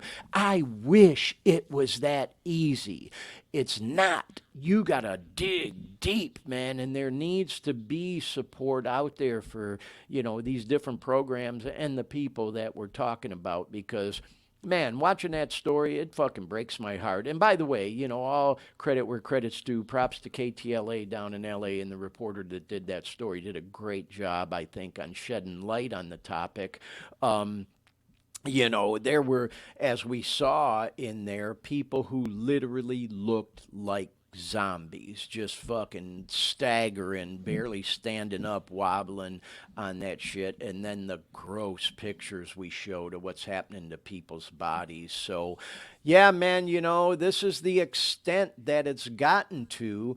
And just thought it was important to talk about that, y'all. That was on the news less than 48 hours ago. I saw that Friday night, and here it is Sunday. So, anyways, yeah, man, that's what we're faced with. So, anyhow, let's kind of transition at this point, Dean, and talk about not only do we have these flesh eating zombie drugs, destroying families.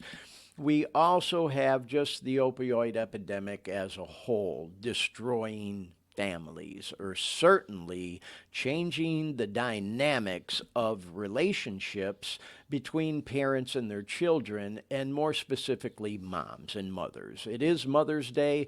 I'll say, man, I've talked about on this program how, I never had no big grand vision or master plan of how we were going to do this show and what the topic was going to be each week. In fact, sometimes I just wait for the answer to come to me, y'all. And Dean, God bless you, man, for having patience with me, because I know you need various information before the end of the week to do your planning for the show. And sometimes I don't even know what the fuck we're going to talk about or who might be a guest or whatever till, the end of the week. And that's what happened this week. I literally didn't really think about what we were going to, I thought about it a lot, but I didn't know what we were going to talk about or what I wanted to talk about this week until like late in the day Friday. And then I got really busy doing most of the prep yesterday. And so the point I'm making is this whole thing of child custody, it just kind of came to me, y'all. And I thought, man, it might be kind of taboo to be talking about, child custody and drug use on Mother's Day. And then I thought to myself, what a better day to talk about it, with all that said, we're going to transition into that. And Dean, I sent Dean a whole bunch of pics, y'all, on this, and we're going to kind of shotgun through quite a few of them. But the fact of the matter is, this opioid epidemic has really, really it's so far reaching, y'all. If you want to bring up that first pick, Dean, we'll go ahead and talk about it. This is from the Wall Street Journal, y'all, and you see the headline, "The Children of the Opioid Crisis." Left behind by addict parents, tens of thousands, I think it's hundreds, quite frankly, are flooding the nation's foster care system. Grandparents becoming moms and dads again. And of course they go into the whole story of it, but this is one of those far-reaching effects of the opioid epidemic that just don't seem to get talked about a lot, that sometimes I think people seem to forget about.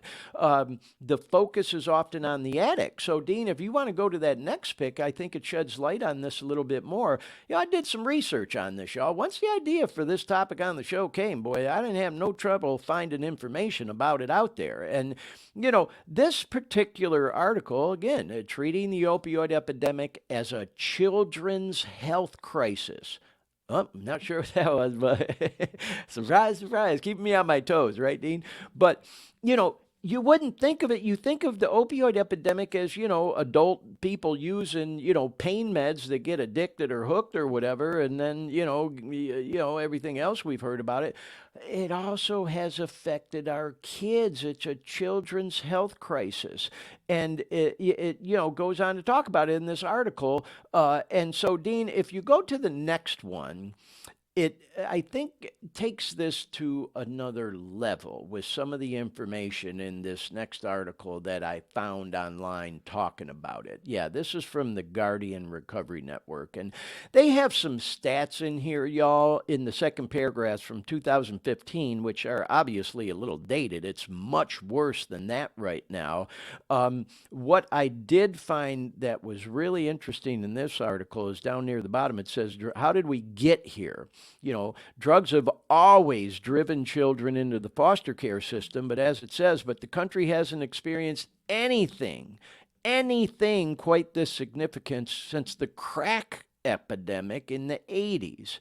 And this next sentence, man, it's the real deal, y'all. The opioid epidemic is the deadliest wave of drug use the US has ever seen. Ever. And it is driving thousands and thousands and thousands of kids into the foster care system. So, jumping back up to that middle paragraph near the end there, it says, you know, the influx of children flooding the foster care system as a result of their parents' drug use it's out of control, y'all. It's out of fucking control. And so, again, going back to what I said earlier, and if you want to bring up the next pick, go ahead, Dean. You know, this ain't that special of a day for all mothers or kids. There are mothers who have lost their children who are dealing with a level of guilt I can't even comprehend or try to begin to understand, who have lost their children because of their addiction and drug use. And I thought this was important and interesting to show as well. You can see the headline here: Opioid epidemic forces more grandparents not only to take custody or agree to accept custody, but sometimes to seek custody of their grandchildren because their own kids are fucking up so bad that they just can't stand to see their grandchildren dealing with that. And so, as this says, you know, the opioid crisis increasingly devastates individuals, families, communities across the nation. And now grandparents are finding themselves having to start all over again. And by the way, God bless all the grandparents and the grandmothers specifically on this Mother's Day. Happy Mother's Day to you.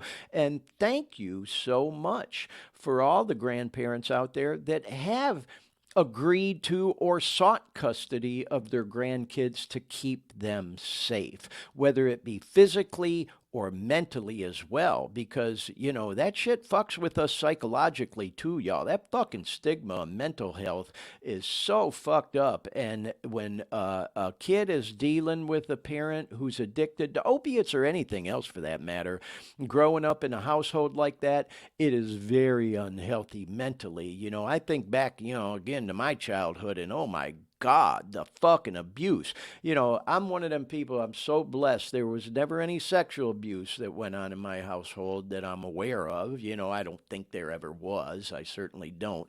There was fucking abuse. There was verbal abuse, physical abuse, some of the crazy fucking shit that went on. My dad, God bless him, may he rest in peace, man. He was a full-blown Elkie, and God, man, half his fucking family, they're all, you know, that's a whole nother story we're going to talk about on a future episode of this show. Fucking alcoholism wiped that whole family out. He had 6 siblings, 7 of them my poor grandmother had, and they all died from fucking alcohol. And God only knows what else they might have been using. So I'm getting a little bit off topic with that. The point I'm making, though, is that growing up in a household where there's a full-blown addiction going on, whether it's to alcohol, opioids, or anything else, it fucks with people, their mental health. And so for grandparents to step up and say, whoa, whoa, whoa, whoa, whoa, man, somewhere along the line, my kids lost their way, and now we got grandkids involved who are the most innocent in the whole thing, I'm taking them in, you know. I think is just so fucking admirable, you know, and so compassionate, you know. So yeah, this whole grandparent thing, man, it hits home a little more than again I can go too far on this program. But yeah, man, this is deep, and it affects tens of thousands of kids across the country, and ain't nothing new, y'all. We're talking about it as though it's something new. With this whole opioid epidemic, this has been going on for decades, where grandparents end up taking in, children because the mom or the parents are all fucked up, and that's whether they're using, their behavior results in them getting locked up, whatever the case may be. And then things transpire from there, and God only knows what can happen or what does happen. So, anyway, let's go on to the next pick, Dean, before I keep going on and on about that one too much. So, yeah, how the opioid epidemic or the opiate epidemic can affect your child custody case. So, let's talk about that a little bit, because in the previous headline we just saw, not only are grandparents sometimes being asked to take custody or wanting to take custody, they're legally having to go and get custody from their kids. And these battles can go on sometimes. And so, can it affect your child custody case if you're using? You better damn well believe it can. And if, somebody drops a dime on a mother and calls CPS and says, hey, man, Child Protective Service, you need to come in here, man. Something ain't right. This girl is fucked up. She's using. There's dope dealers coming in and out, whatever. Maybe she gets busted, and now all of a sudden there's legal problems and they realize there's small children or whatever in the home. They get involved and they're fighting for custody, maybe with the father of that child, if the father knows that he's had a child, because sometimes when it comes to people using drugs, maybe the biological father doesn't even know that he had a child, because they, are promiscuous when they're using, maybe younger, have a one-night fling or whatever, and maybe the father doesn't even ever find out, and then all of a sudden does, and now all of a sudden he wants to get custody, but the mom's using, she don't want to give up custody. You get the idea, y'all, these fucking layers to these onions as you just start peeling them away. It's like I was saying, this is so fucking far reaching and deep, it ain't even funny, man. And we don't think about all this shit on the surface, when you hear about the opioid epidemic. You just think about the people that are using, that got addicted. Oh, send them to drug treatment or rehab, they'll be okay. No, this is, as you're going to see as we talk about more, this is so far reaching. This is on the personal level. Wait till we talk more in the show about the money involved. Holy fucking cow. So, Dean, let's go ahead to the next headline that I sent you on this particular topic, because, can addiction make me lose custody of my child? It was just kind of reiterating what we just saw. And fuck yeah, absolutely it can. So, this was one article I found that quoted the National Center on Substance Abuse and Child Welfare. So it says 1 in 8 kids live with at least one parent that has an SUD, which is a substance abuse disorder. And, think about it. What is there? About 330 million people, I think, is kind of the ballpark in the United States now. And 1 in 8, I'm not even so sure that's an accurate number. I quite frankly think it's a little bit fucking low, But nonetheless, man, it just goes to show that, it's more common than sometimes we might like to think.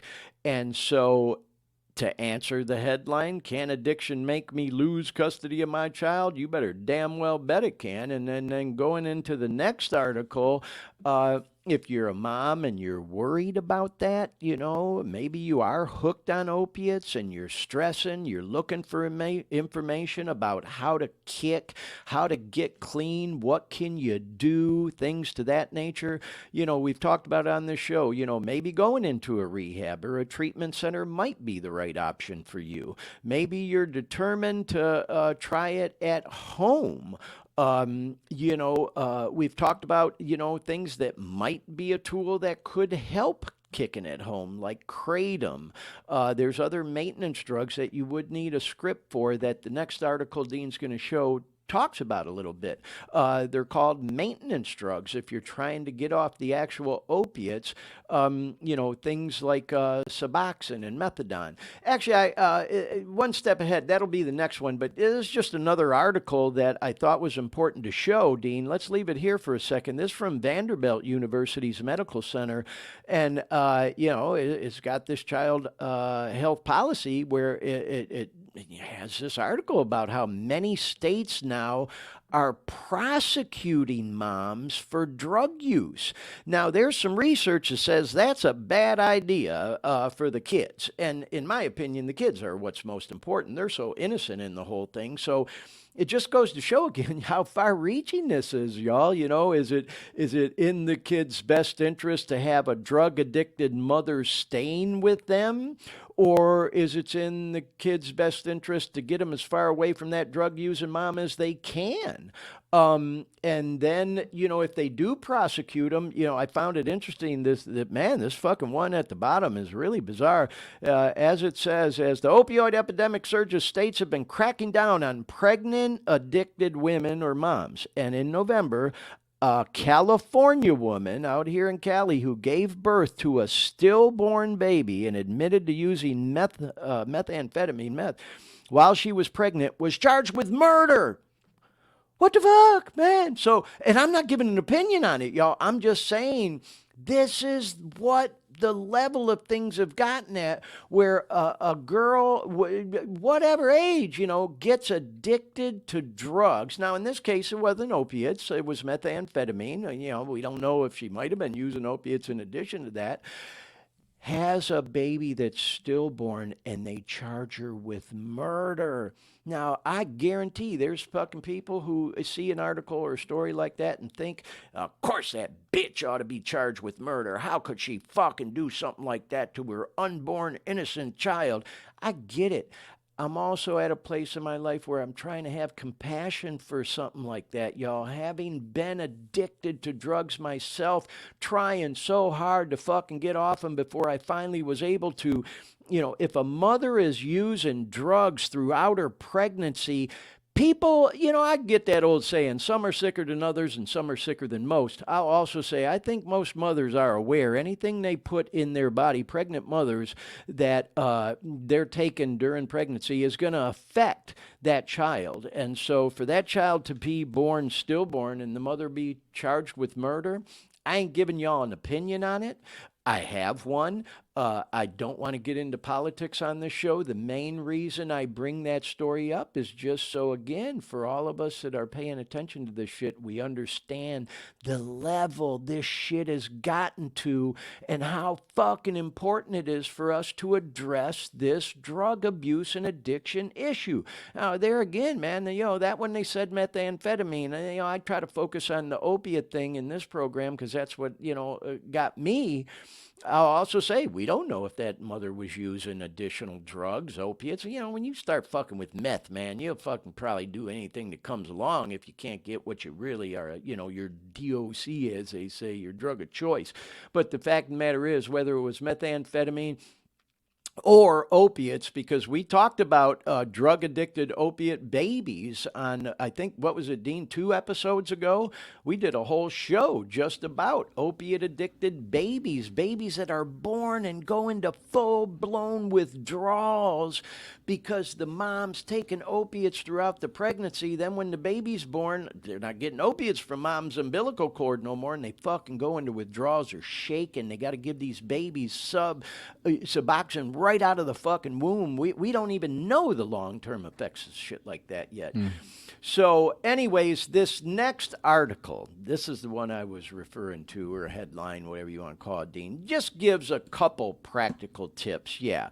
And there's a shit ton of information out there on the internet, y'all. I shouldn't even have to show something like this, but I just thought it was a good transition in the conversation. This is from Healthy Moms, the March of Dimes article, Strong Babies. What can you do to help prevent what they call NAS. What is it? Oh God, I forget what that stands for. Oh fuck.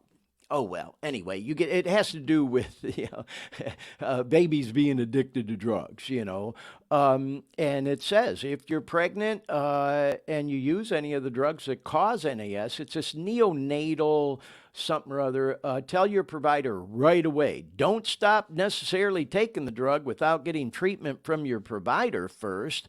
As it says, quitting suddenly, sometimes called cold turkey, can cause severe problems for your baby, including death. So yeah, maybe somebody who's even prescribed opiates and thinks they're taking them properly or is taking them as prescribed and then realizes they're pregnant and maybe your doctor don't even know yet. Now all of a sudden you're not even telling your doctor because man, you got to get ready to kick, but you keep taking them even though you know you're pregnant. They don't recommend just stopping fucking cold turkey, because that could really fuck the baby up too. So like it says, if you're pregnant and can't stop using opioids without ask your healthcare provider about potential medication assisted treatment, also called MAT. So there again, it talks in the rest of the article about methadone and Suboxone. You know what I mean? I don't know how healthy that is to be taken when a girl's pregnant. But again, as we've said on the show many fucking times, I am no health expert. I'm no fucking doctor. I would never claim to be. I do not want to give anybody bad information or advice on this program.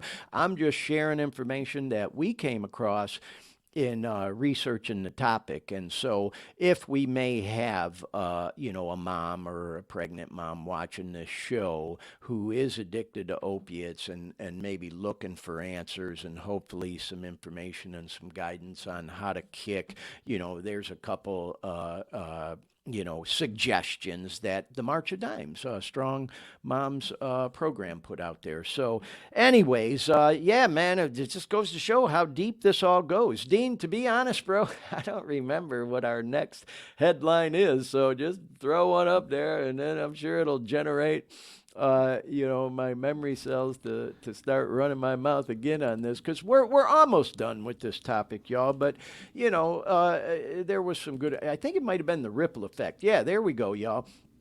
Obviously, lots of fine print here, and I'm not going to sit here and read I it, y'all. can't read it either. Yeah, I can't And I've even got it read up it if I full wanted to. screen. I read it, of course, when I looked it up. But the reason I wanted to show this is because it was a report that was compiled by, I was looking closer to see United Hospital Fund, I guess. And they did this very, very in-depth report about, how deep this whole opiate thing goes. Like I've been saying, it's so far-reaching. So if you're interested in this, beyond today's show and want to look into it a little bit more, I highly recommend checking out the ripple effect. And then the next slide I think was really important information having to do with this whole ripple effect because they did this initial report, but then after they finished it, it said that there were a couple of issues that it didn't actually shed light on that they went back to and did some additional research on, but anyways, you can see these were some of the goals of the program and the research of the ripple effect that it did. There we go. And so there's a bunch of graphics that, we're going to go into now, y'all. But you can see here, it just kind of summarizes. It's going to talk about, the financial consequences, of course, the human toll, the effect on families, generations of children to come, and things to that nature. So, yeah, if you want, Dean, we'll go ahead and go into the first graphic and spend a little bit of time talking about that. And like I said, they did this report, but then they did a follow-up to it having to do with how kids are affected. Now, you can see this was going back to like 17. So we're about 5 years out, but they make projections in this thing going all the way into 2030. But at the time the report was released, It estimated about 1.435 million children living with a parent with opiate use disorder. About 240K kids had a parent die due to opiate overdose. So think about that for a minute. You know, the far-reaching effects psychologically and all, not to mention financially from that.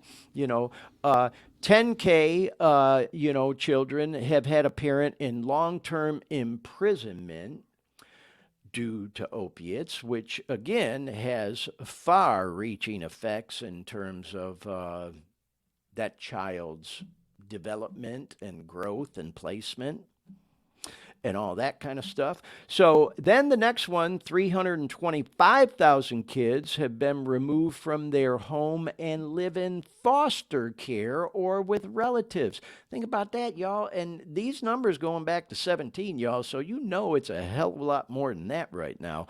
And then in the last category, it says 170,000 children have opiate use disorders themselves or have maybe even accidentally ingested them. And so, that just kind of goes to show there is an absolute correlation sometimes with kids starting to use opiates if their parents do.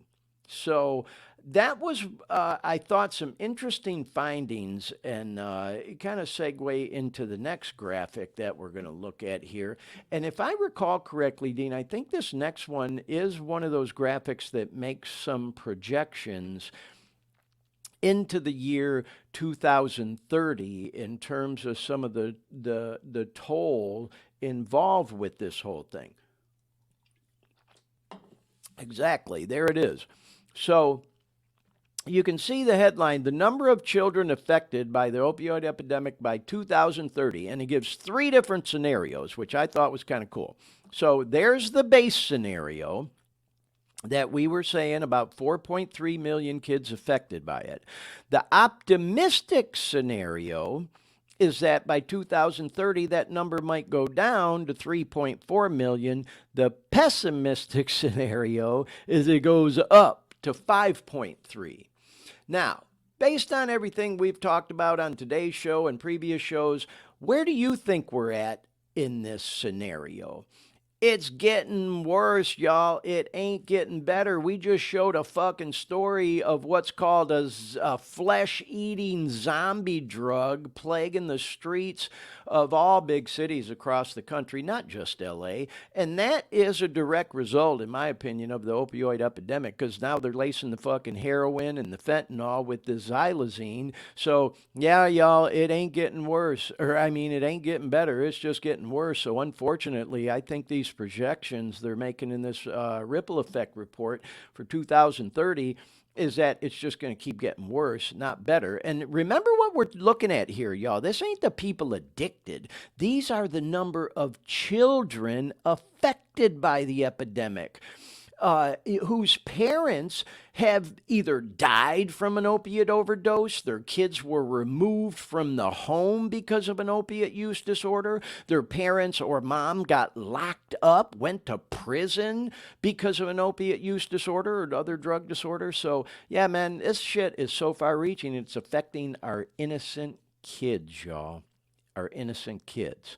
So let's go on to the next graphic. So yeah, all the more reason. I'll tell you, Dean, I'm really looking forward to having Dennis on the program next week. As we've talked about, he's an attorney and he does have a criminal defense attorney, by the way, and does have some stories that him and I talked about this past week having to do with, defending people charged with drug offenses, and he's going to shed some interesting light on this whole topic. And we need to get busy distributing some of that settlement money with these pharmacies. So, speaking of money, this next graphic, here you go, the lifetime societal cost of the opioid epidemic's impact on children. We're just talking about children, y'all, in 2030. So in 17, when they did this report, here we are in 23 now, $180 billion and about 2.2 million kids affected.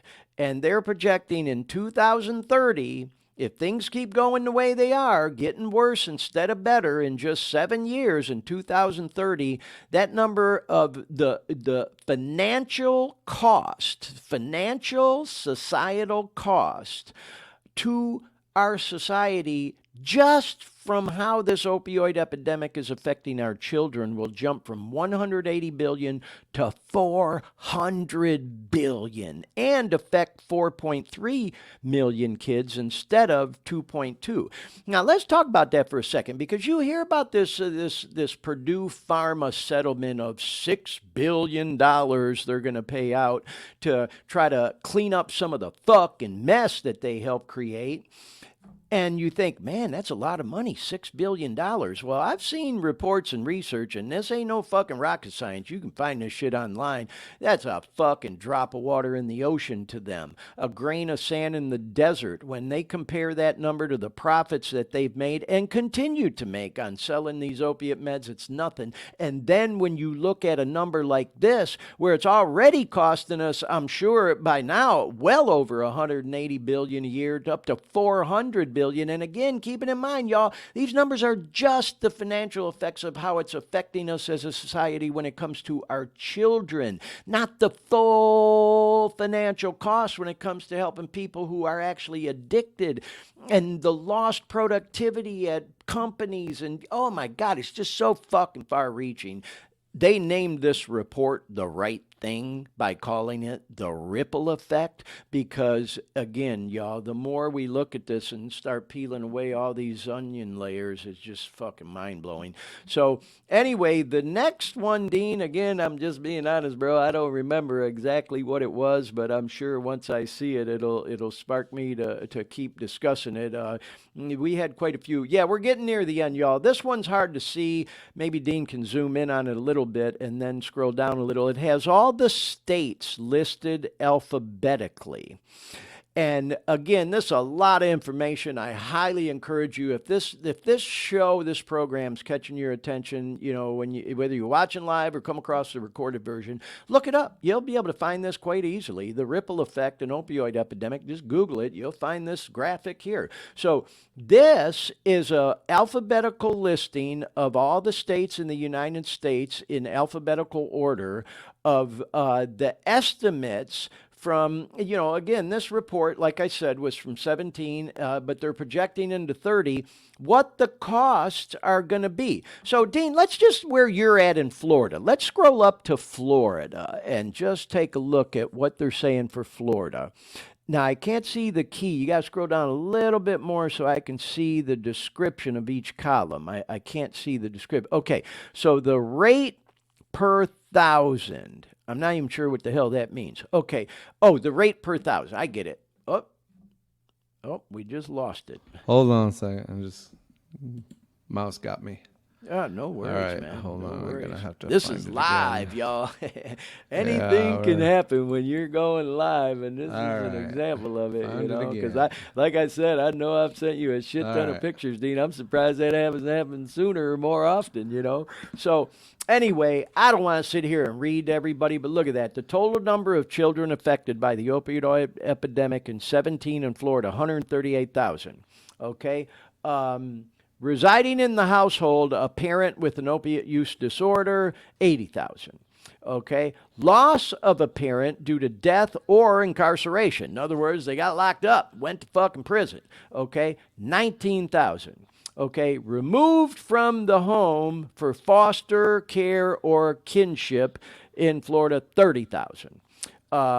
Opiate use disorder as an adolescent or accidental ingestion, 9,500. And then the cost in 2030, the projected cost in the state of Florida, 25 billion fucking dollars. And that is with a B, y'all, up at the top. So isn't that just fucking insane? I mean, just blows my mind. These are projections, y'all, for the year 2030. But 2030 ain't that far away. That's 7 years. So, what are we going to do between now and then to try to stop these numbers from growing at a fucking insane rate like this? Like I said, we're sitting on $6 billion that Purdue was, ordered to pay in that settlement a year ago, and they still haven't distributed the money. And we're looking at a report like this. Yeah. What the fuck's going on? Let's get busy. Man, I tell you, bro, I really can't wait to get Dennis on next week on the show. Florida seems to be in the top 5. I see Yeah, it's bad California. in Florida. California is leading.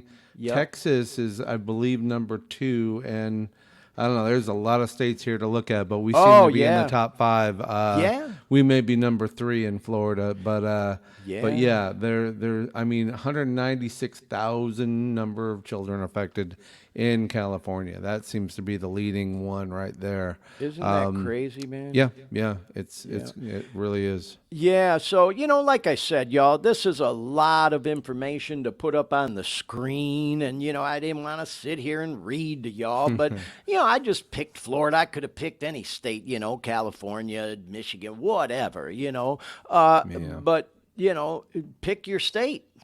It's the same everywhere. They're projecting these insane, numbers that, just blow my mind if we don't do something more to try to bring this thing more under control. Unfortunately, we all know we're never going to get rid of it completely. Drug abuse and addiction has been a problem for, God only knows how long, This is out of control, though. As we read in that one report earlier, this is the worst drug epidemic ever to hit the United States. Ever. I remember as a kid, heroin was out of control.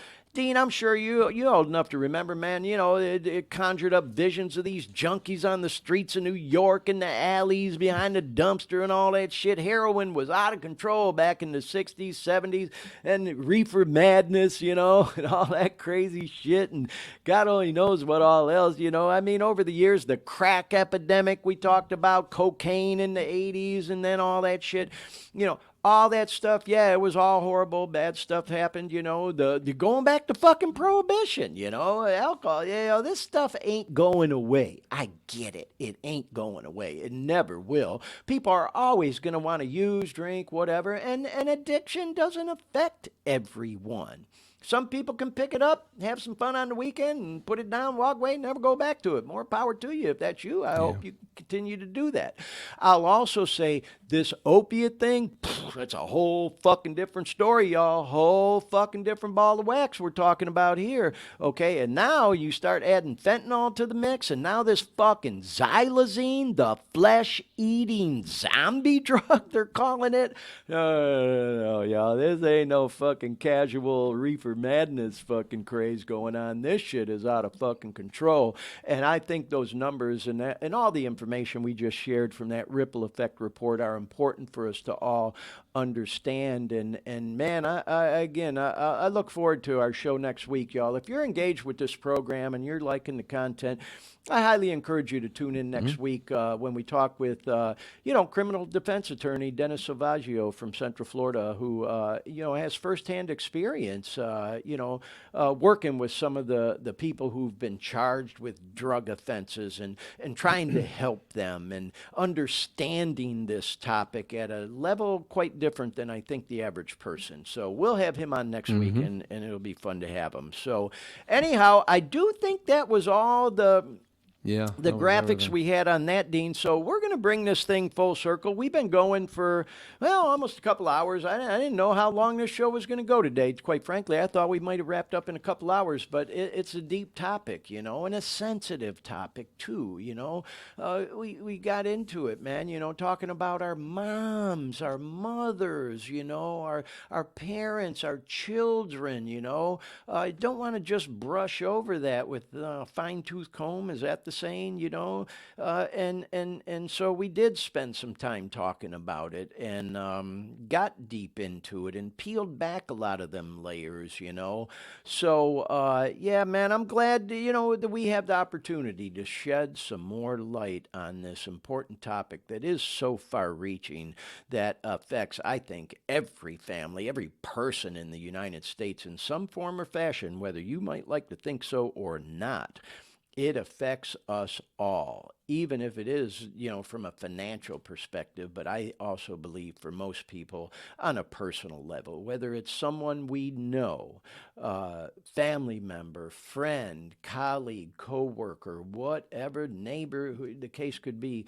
And at the end of the day, with this being Mother's Day, y'all, affecting our moms too, our mothers, our daughters, our sisters, you get the idea. So I'm glad we did spend as much time talking about it as we did, and hopefully, if any, moms or anyone really comes across this show, the recorded version maybe, hopefully will be an incentive, to get clean and do what needs to be done to get your life back on track if you're caught up in that madness. So, all that said, let's transition again about this program. Like I said, grateful we have this platform, an opportunity to talk about this. Grateful we're lining up guests now that are much more experts than I in certain areas of this topic and all. I'm just kind of trying to be the conductor, y'all, and bring in different topics and people to talk about them. And so we talked a little bit earlier on this show about some of the attention we're getting. And Dean was able to bring up a couple graphics that we had about YouTube flagging our channel and putting up a banner with information about the suicide hotline, because last week on the show we talked about suicide and opiate use and suicide. So they put a banner up with a button that people could actually click immediately to get through to someone at the 988 suicide helpline if they were contemplating suicide and might need some help. Then, just to recap again, not to keep repeating myself, if you saw this earlier on the show, we also got a restriction put on our page temporarily, an age restriction, because of the topic of suicide. And they gave me an option to appeal that, which I did. And I said, well, this program is about suicide prevention and drug abuse prevention. And we don't feel that an age restriction is warranted. And in less than 45 minutes, y'all, 44 minutes later, they lifted the restriction and replied to us.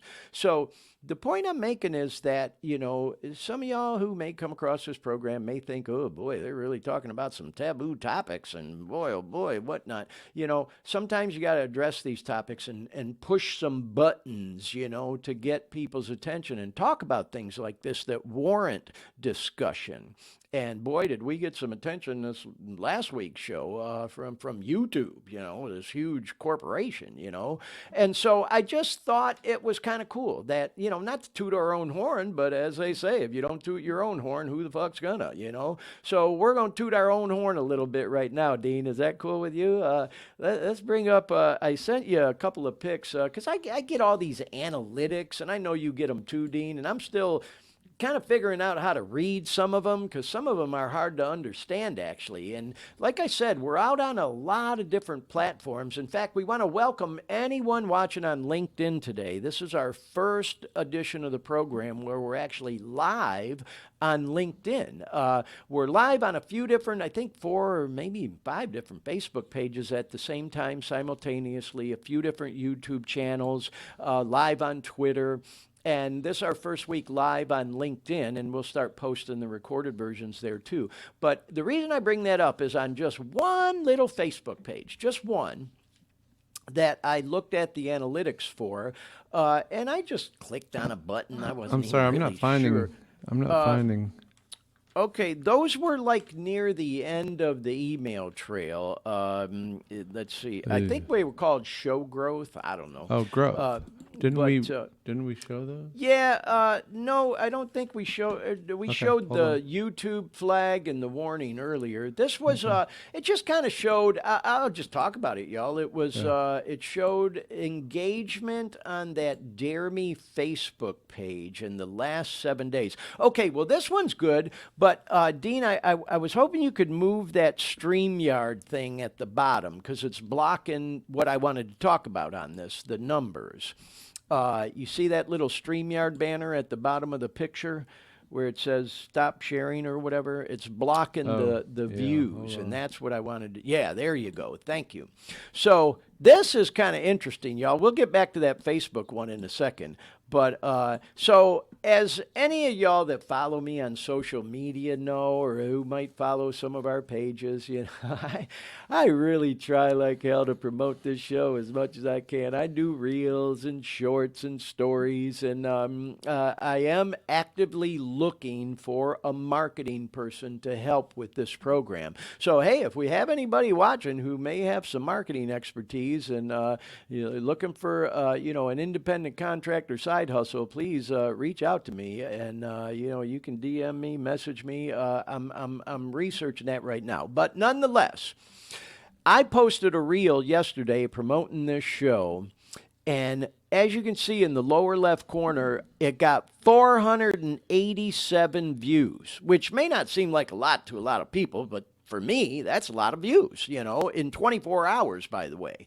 But meanwhile, you can see the other two, I got 4 views and 15 views. Like, what the fuck? And this is on my Glenn Victor TV YouTube channel, by the way. We did not get 487 views on the Dare Me YouTube channel. And by the way, that's well over 500 now. This was taken earlier when it was at 487. So I just don't get it. I don't understand the algorithms. Now what's the word I'm looking for? That picture there, that thumbnail of me flexing, I didn't pick that. YouTube just randomly picked that part of the reel to put on the front end of it. And Dean, Okay. when you and I were talking about doing these kinds of things, you had told me that you had, I guess talking about it with other colleagues, learned that for some reason, fitness and workout shorts seem to get more attention than other stuff. And Yeah. so you see that my ones with 4 views and 15 that have just the Dare Me logo there and shit didn't get no views.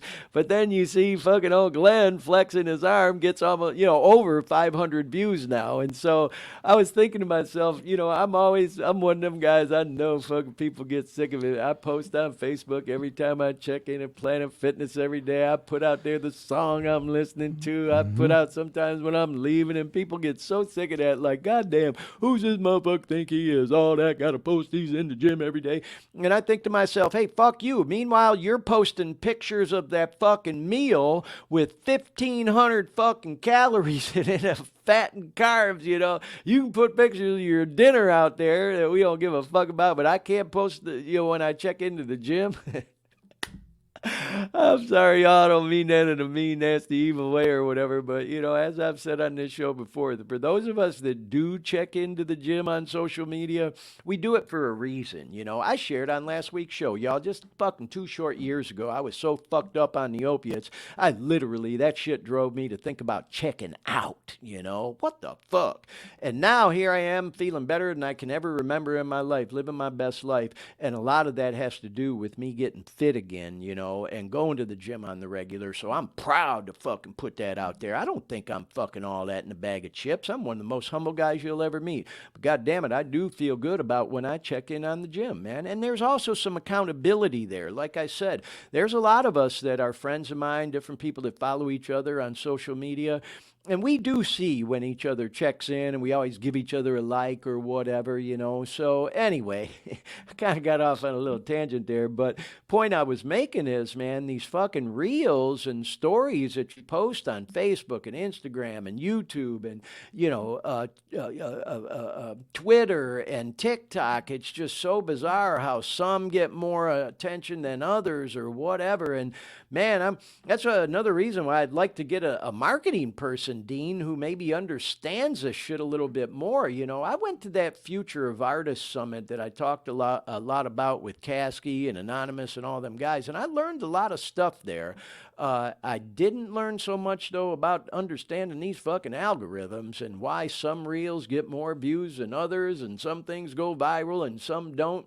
And man, I'd sure like to learn a little bit more because, when you put a lot of fucking time and work into putting them fucking things together and then you only get a couple of views or hardly any at all, you think to yourself, God damn, what a waste of my fucking time, because there's some of them that, like on TikTok or whatever, I'm fucking 1 to 5 views, whatever. And then, boy, you get into the whole copyrighted music thing that's fucking bizarre too. It's like, they put all this music on Facebook and Insta that you can, use to your reel and use certain lyrics part of the song, but then you go fucking post it on YouTube or TikTok and it gets flagged for fucking copyright. What the fuck? Well, what the fuck?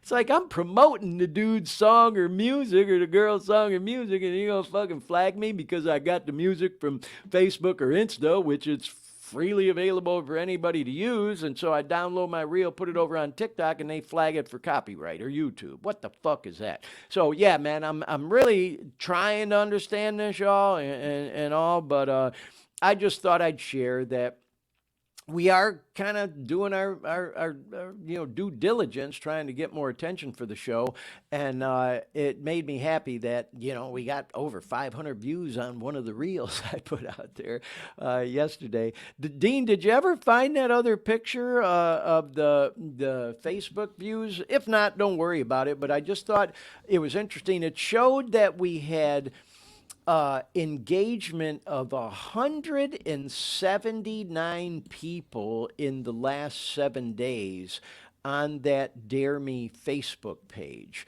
And again, I described all the different platforms that we're on right now, y'all. And so on just one little Facebook page, to have engagement with 179 people that saw this thing over the last 7 days just fucking blows my mind. So again, I want to say, man, we really appreciate everybody tuning in live. I see we've had several viewers watching this show nonstop right from the beginning. Thank y'all for staying tuned.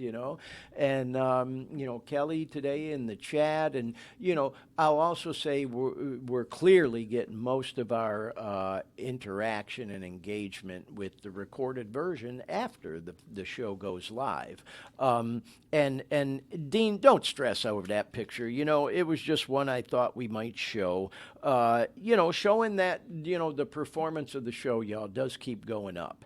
And so, with all that said, we would like to ask everyone if you could please subscribe, like, and share the pages. Yeah, like Dean's got the graphic up there now. Please like, follow, and subscribe. And, whatever page it might be. I sent them shout outs to the people that are following us now on Twitter at the beginning of the show. We appreciate y'all doing that. Anybody who likes or follows the Dare Me Facebook page, the LinkedIn now, you get the idea, y'all. I'll also say one of my favorites is the Dare Me YouTube channel. Like I said, y'all, when I was trying to kick opiates, I was looking for a lot of information, Google and YouTube specifically. And that's where I found a lot of videos that were helpful to me. And so my hope is that anyone who may be looking to kick an opiate addiction and is searching for information on YouTube, how to get through opiate withdrawals, things to that nature, might come across some of our stuff. And that page, again, it's real clean, y'all. I keep it uncluttered. The shows are listed in chronological order. I got to post a couple more. We fell a little behind because we were trying to work out some volume levels and technical stuff, but it'll be up to date again real soon. So if you could, if you don't mind, if you're watching maybe even on that channel right now, the Dare Me Podcast YouTube channel, just go there and click subscribe. Maybe like it, leave a comment, whatever, And that ain't nothing for me, y'all. That is not a self-serving, egotistical Glenn thing. That's just helping us to try to get the word out more and hopefully help more people who may be looking for answers or a way out of an opiate addiction, who may come across our stuff and may get some benefit out of watching our program. And it's all about the algorithms, y'all. If people are subscribing, liking, sharing, engaging, the algorithms pick up on that, and they just, figure it's more relevant because more people are paying attention. You come up higher in the search listings and all that other stuff. And I'm no expert on all that, but that much I do know.